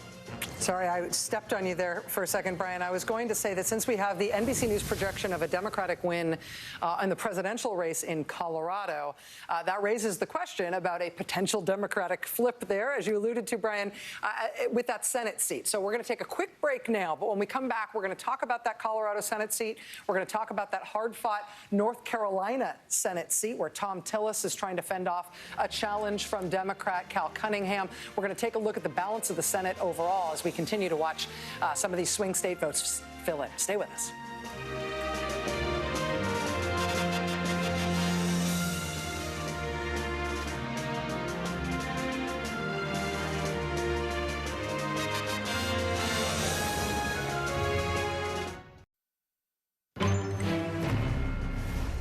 My friend Rachel alluded to this before the break. This is the Alabama call. Donald Trump has, that's unchanged, Republican status. But let's go to Senate Colorado. Sorry, here is the map of electoral votes and states awarded thus far. A lot of this is loaded into our computer, so try as we might, we can't avoid it. This was the race we were alluding to. I knew we were on the cusp of a call. That, indeed, is a flip for the Democrats in the Senate. John Hickenlooper over Cory Gardner. For the Republicans, John Cornyn is returning to the Senate from Texas. In Alabama, this widely watched Senate race too early to call. In Arizona, the Mark Kelly-Martha McSally race too early to call. Kansas Senate, additionally, too early to call. Let's go up to the state of Maine. Talk about widely watched, too early to call. Let's go out to Michigan. Too early to call between James and Peters. Arkansas, Tom Cotton's going back to the U.S. Senate. In fact, we have a list of incumbents that are going right back to the U.S. Senate, starting with Chris Coons, Democratic side, Delaware. Ed Mackey up in Massachusetts. Turns out his biggest challenge was a Democrat named Kennedy. New Hampshire, Shaheen's going back to the Senate.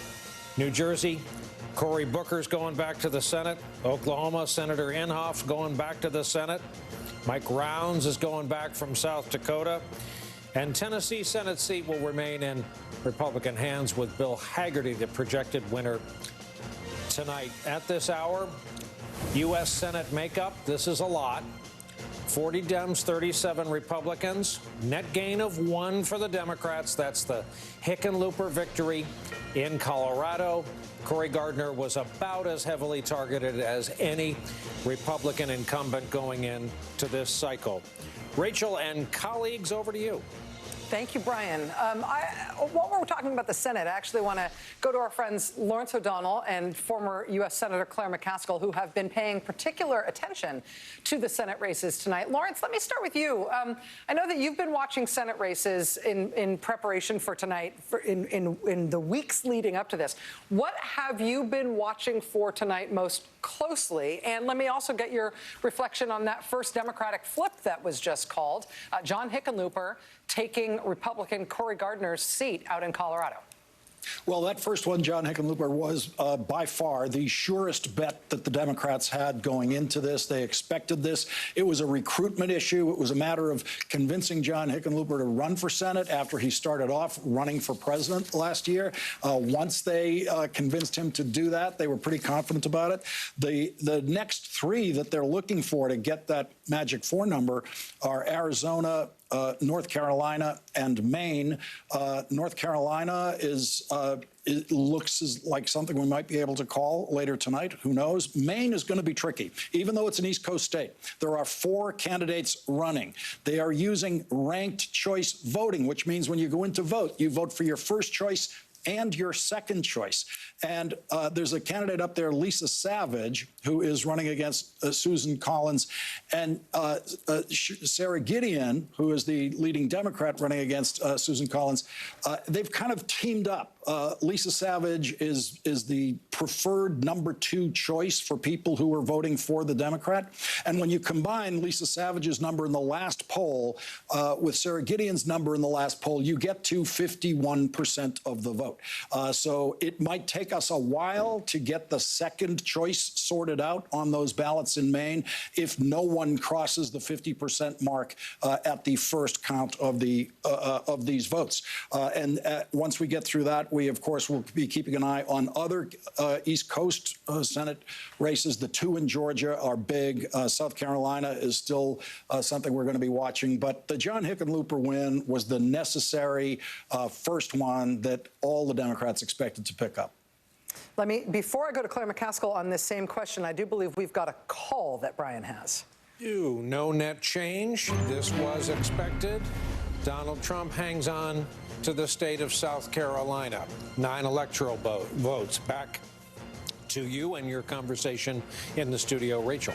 Well, speaking of the Senate, the drama in South Carolina was not expected to be that presidential race. It was expected potentially in sort of among Democrats' biggest blue dreams tonight, the idea of potentially knocking off incumbent Republican Senator Lindsey Graham with that Democratic candidate, Jamie Harrison, who has performed so well and attracted so many accolades for the way he's run that campaign in South Carolina, not to mention a lot of dollars.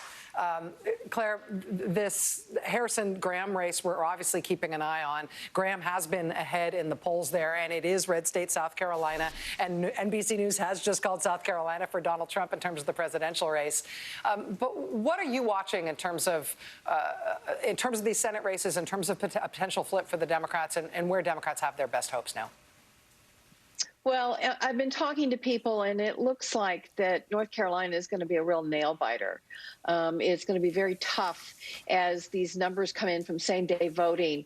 Cal Cunningham's lead seems to be shrinking, as Steve Kornacki has pointed out. You start out with a big lead with the early vote, and then the same-day voting makes it a little tougher. I do think we're going to start looking towards Iowa to see. There has been polling all over the place in that race. One candidate up 4, the next day the other candidate up 4, all with high-quality polls. So Iowa may end up being that, and a potential runoff in Georgia may actually be the races that will tell the tale about control of the Senate. Wow. It is, I mean, I will point out that there is a little bit of media bias in favor of there being Georgia runoffs being potentially determinative, just because everybody's looking forward to spending Christmas and New Year's in Georgia in our respective recreational vehicles, as we were previously discussing. We will all have them. We will all move to Georgia, and we will all become weird, very close friends if that has to happen.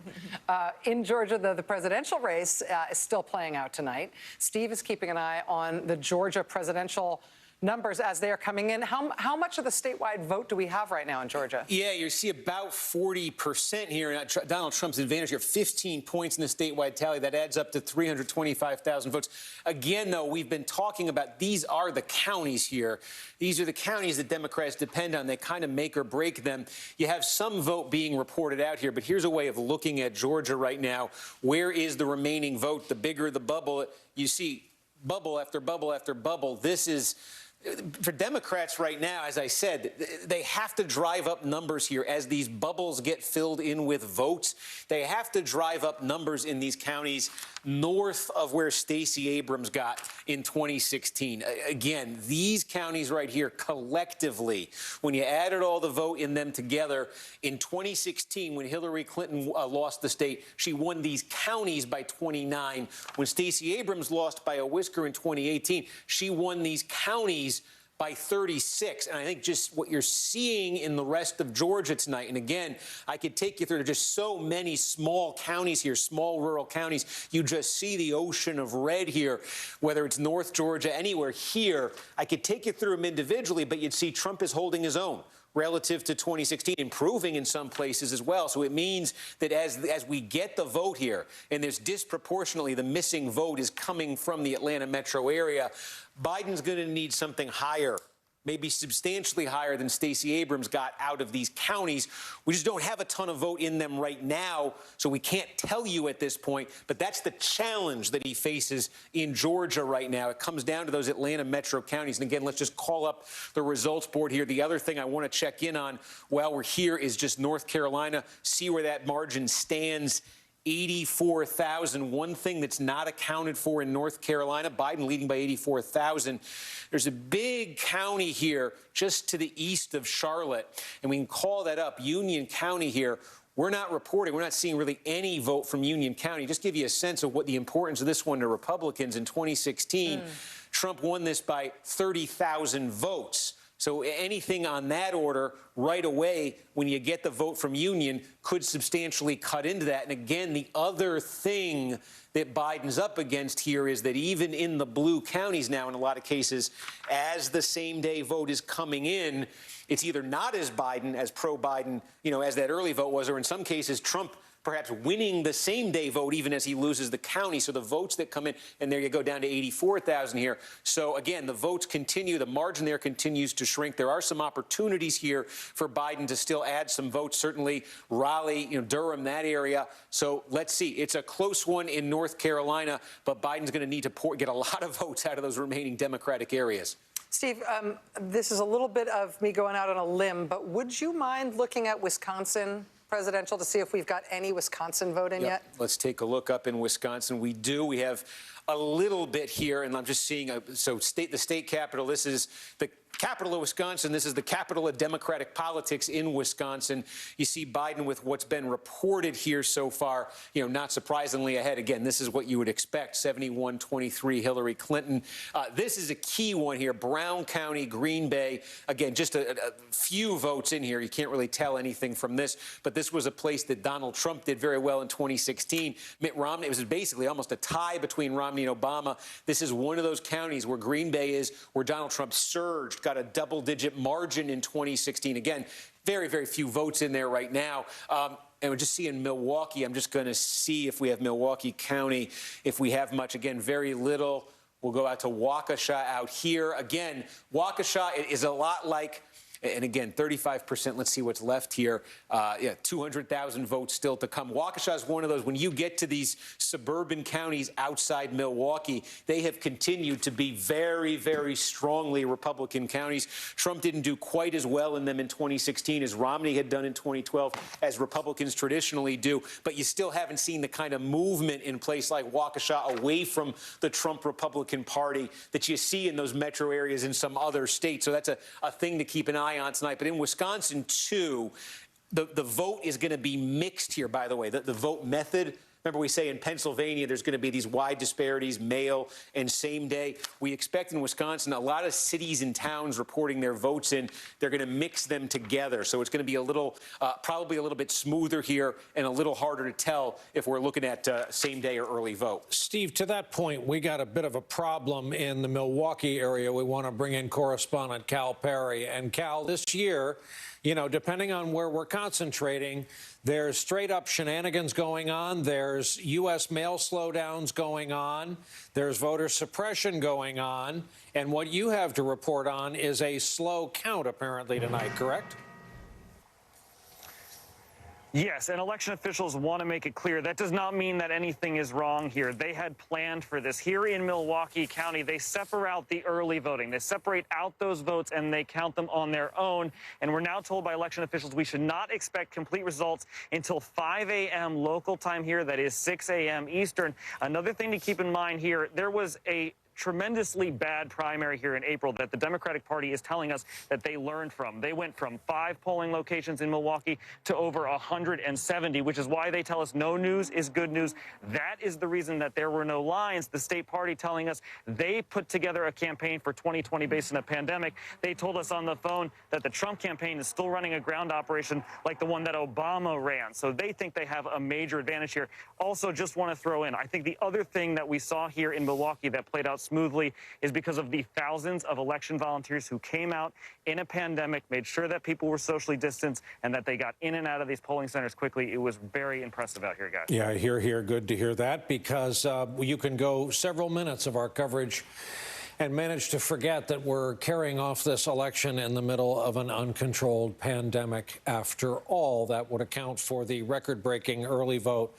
We have so many important battleground states still outstanding. We have yet another list of closings coming up within 20 minutes. We're going to take a break. Our live Decision 2020 coverage continues right after this.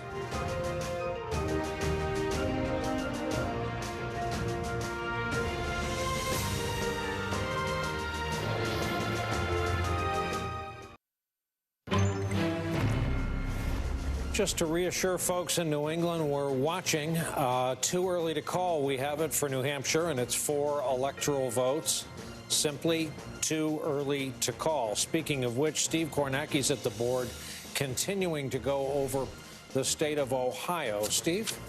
Yeah, Brian, let's take a look here at the latest, and you can see Joe Biden's advantage here. It's continued to dwindle now, a fraction of a point in Ohio, and we've got some vote in from every county in the state right now. The difference there, you can see it. It might be a little fine print, 13,000 votes. Joe Biden has the lead right now in the tally over Trump. Again, what we're trying to get a sense from here, and we're looking, our decision desk is trying to get a sense here of completed counties, have enough completed counties to establish here that difference between the early vote and the same day vote, because this is a thing I think we are seeing in a lot of different states right now. Wide gaps here. I think we talked about this in the run-up to the election. Democrats much more of a propensity to vote by mail where they had the option. Early voting, you know, Democrats in particular were running up big numbers there. Republicans coming out and voting today. So we're trying to establish what exactly the difference there is in Ohio between the vote that was cast same day and the vote that was cast early, and then exactly how much of the vote that's remaining is same day. You can see, obviously, Cleveland, Columbus, Cincinnati, also Toledo, places where Joe Biden's doing well right now, big population centers. You got a lot of outstanding vote right there. But again, the question here is how much of that vote is going to be the most pro-Biden of the types of vote that you have there. And I'm just looking around to see, you know, Mahoning County we continue to look at. This is where Youngstown is. This is where Donald Trump got a big swing in 2016. And I think what you see here is, if you remember, Biden was over 60% when we checked in a little while ago. It's fallen under 60 as the same day vote. You see there's a little bit there. More will come in that is expected to favor Trump. How dramatically does that favor Trump? How much does that get him back in here? That's the question in a place like Mahoning. But it really varies by county in Ohio right now. You know, some have a lot more the same day, some have a lot more the mail. So that's what we're trying to sort out here. But again, 13,000, that's Biden's advantage. And we'll just check in and see where the number is in North Carolina right now. It's sitting at about 80,000 in North Carolina. Steve Kornacki, thank you. We're going to bring into the conversation our colleague Mike Memoli, who covers the Biden campaign for us. Mike Memoli, this Biden campaign is not prone to a lot of mood swings. They went 0 for 3 in the first 3 Democratic primaries, not turning in particularly stunning finishes in New Hampshire, Nevada, or Iowa. My sense is they're keeping their eye on the prize, which for them was always Wisconsin, Michigan, and Pennsylvania. What do you hear that they're looking at this hour? Yeah, Nicole, this is a campaign that from the very beginning has always been playing the long game. Now, for anybody who was looking to Florida to provide some early good news, a quick result that would trend in Biden's direction, that's not happening. The Biden campaign, outside Democratic sources, are conceding that that state is trending in the wrong direction. The problem, of course, is in Miami-Dade County. They see it as a unique problem of Cuban-American vote for President Trump is too strong for Biden to carry the statewide vote. The good news that they see in Florida, though, is they like the indications of the suburban vote. The non-Cuban Latino vote, also strong. That is a good indication for states like Arizona for the Biden campaign. They also like what they're seeing in Ohio, a state that a lot of us thought was going to be out of reach for the Biden campaign. They still see positive indications in the suburban vote, in the Cincinnati area especially. They're outperforming both Hillary Clinton and Barack Obama in those counties. And so for the Biden campaign, they've always said Florida was going to be close. They say obviously it is, but they've also said we didn't need to win Florida. They have multiple paths. And the one that Biden focused himself most on in these closing days of the campaign, the blue wall path, still for Team Biden is the surest path to 270 electoral votes. Can I ask you a question, Mike? Can we ask about Philadelphia? So I'm getting texts, just about concerns about suppression tactics in places like Philadelphia, in some of these, urban parts of these, important states, specifically targeting African-American voters. How is the campaign feeling regarding election protection efforts in places like Philly? And do they think that these kind of suppression tactics there and in places like Wisconsin are going to impact the result? Well, the issue that's of particular concern of Pennsylvania is that the early vote there was not as strong as we saw in a number of these other states. Most of the Midwest especially was 50% or more of the early vote compared to 4 years ago. Pennsylvania was the outlier. And so when you have concern about voter suppression, it's an acute concern for Pennsylvania. But the Biden campaign feels that they actually were pleasantly surprised in what they were seeing in terms of same-day turnout.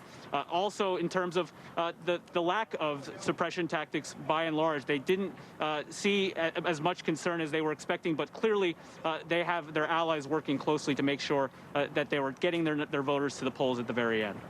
Okay. Mike Memoli, thank you for being with us. We will be back with you as we continue to watch the results roll in from swing states around the country. At this point, again, what we have seen thus far is no change from 2016. Democrats haven't taken any states that Republicans took. Republicans haven't taken any states that Democrats took. The only change would be one flip in the United States Senate, where a Republican Senate seat held now by Cory Gardner will go to Democrat John Hickenlooper instead. That Senate flip is the one change we have seen since 2016. Other than that, we're looking at static results from the last 4 years, which just feels remarkable given what has happened over the last 4 years. Let's bring into the conversation now Robert Gibbs, Obama administration and Obama campaign veteran. Robert, what are you seeing tonight? What do you think is important?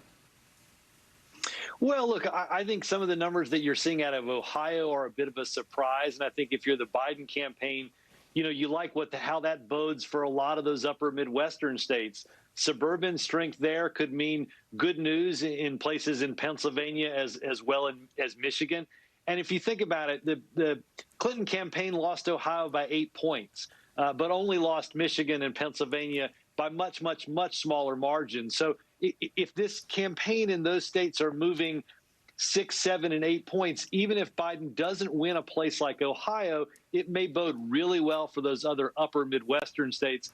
And I think, across this Sun Belt, it's going to be really interesting to look at Arizona. That could be the first place we see something switch. And it's all going to be focused on Maricopa County, the county that Phoenix is in. Democrats haven't won that for a really long time.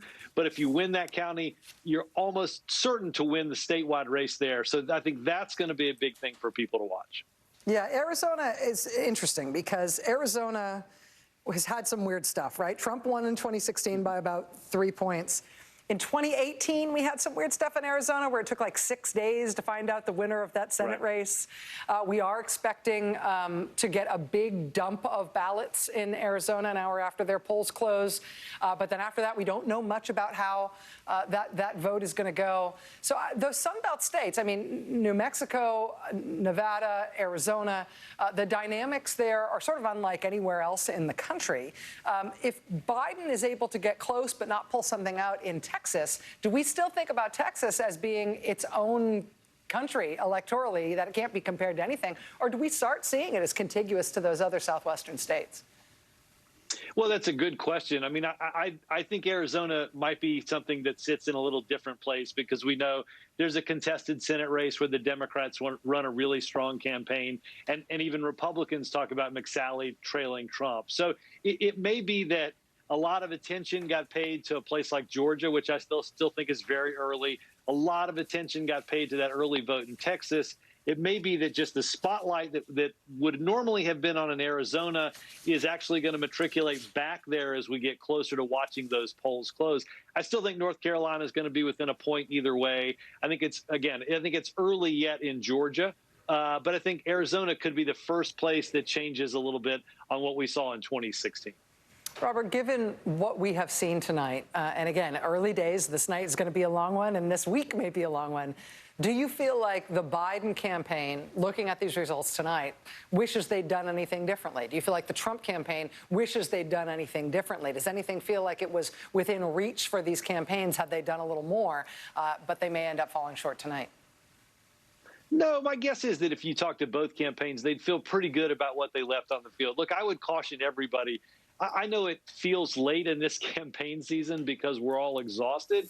It's really early in the night. I would be very careful drawing sweeping generalizations about what we think we're going to see, because it may be that it takes 6 days to figure out who wins this race. So I think we have to be very careful just drawing a lot of big conclusions out of a place like Florida, which we saw in 2018. You know, Democrats felt great about 2018. Still lost the governor's race and still lost the U.S. Senate race in Florida. Florida's a tough place. But that doesn't necessarily mean that's indicative of either the rest of the Sun Belt or certainly the rest of the country. Nicole Wallace, you're making noises that sound like you agree. Yeah, no, and I mean, Robert Gibbs, I also want to say or ask you, I mean, the polls in Wisconsin and Michigan and even Pennsylvania looked a lot different than the polls in Florida. The polls in Florida, some of them had Trump up, some of them had Biden up. I mean, we're also not seeing a wild departure from the last round of polling. That's true. Are you seeing anything that contradicts that? No, and look, it's the statistic I use all the time in a place like Florida, right? In the last 7 presidential campaigns, 51 million votes have been cast and 26,000 votes separated the two parties before tonight. It's a really, really close state. And tonight, quite frankly, Biden might have done what he needed to do in places like Duval County and Jacksonville and Pinellas County in that swing part of the state, but just got crushed in a place in Miami-Dade in which they expected probably not to do as well. This has been a problem for a couple of months, but Democrats have traditionally done better in. It is Florida. It is a very interesting and unique place, and we know the Hispanic vote is very interesting and unique in a place like Florida. Again, I would be very careful drawing some sweeping generalizations about what it means for every place else at this moment. Robert Gibbs, let me ask you, too, about sort of the final conversations. I mean, there was such enthusiasm around flipping a big prize state like Texas that sent a couple of Republican presidents. and there was so much excitement for the real granular understanding that Beto O'Rourke had of the state and of the way that was moving.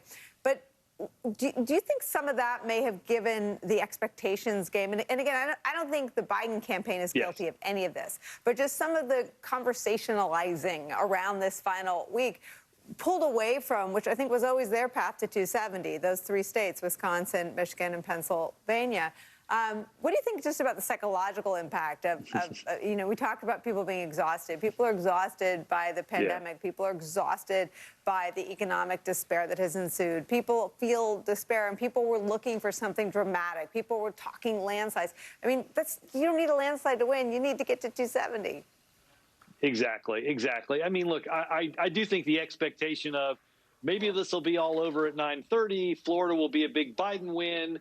And Florida's not a Biden win, and then all of a sudden everybody goes into being depressed because they think we've reverted to 2016 all over again. We've barely seen anything out of the upper Midwestern states. So again, I think a place like Texas, I mean, if I would have told you at any point in the last 4 years that Texas would be a state we'd be having a serious discussion about in a presidential campaign year, Democrats would be drinking champagne.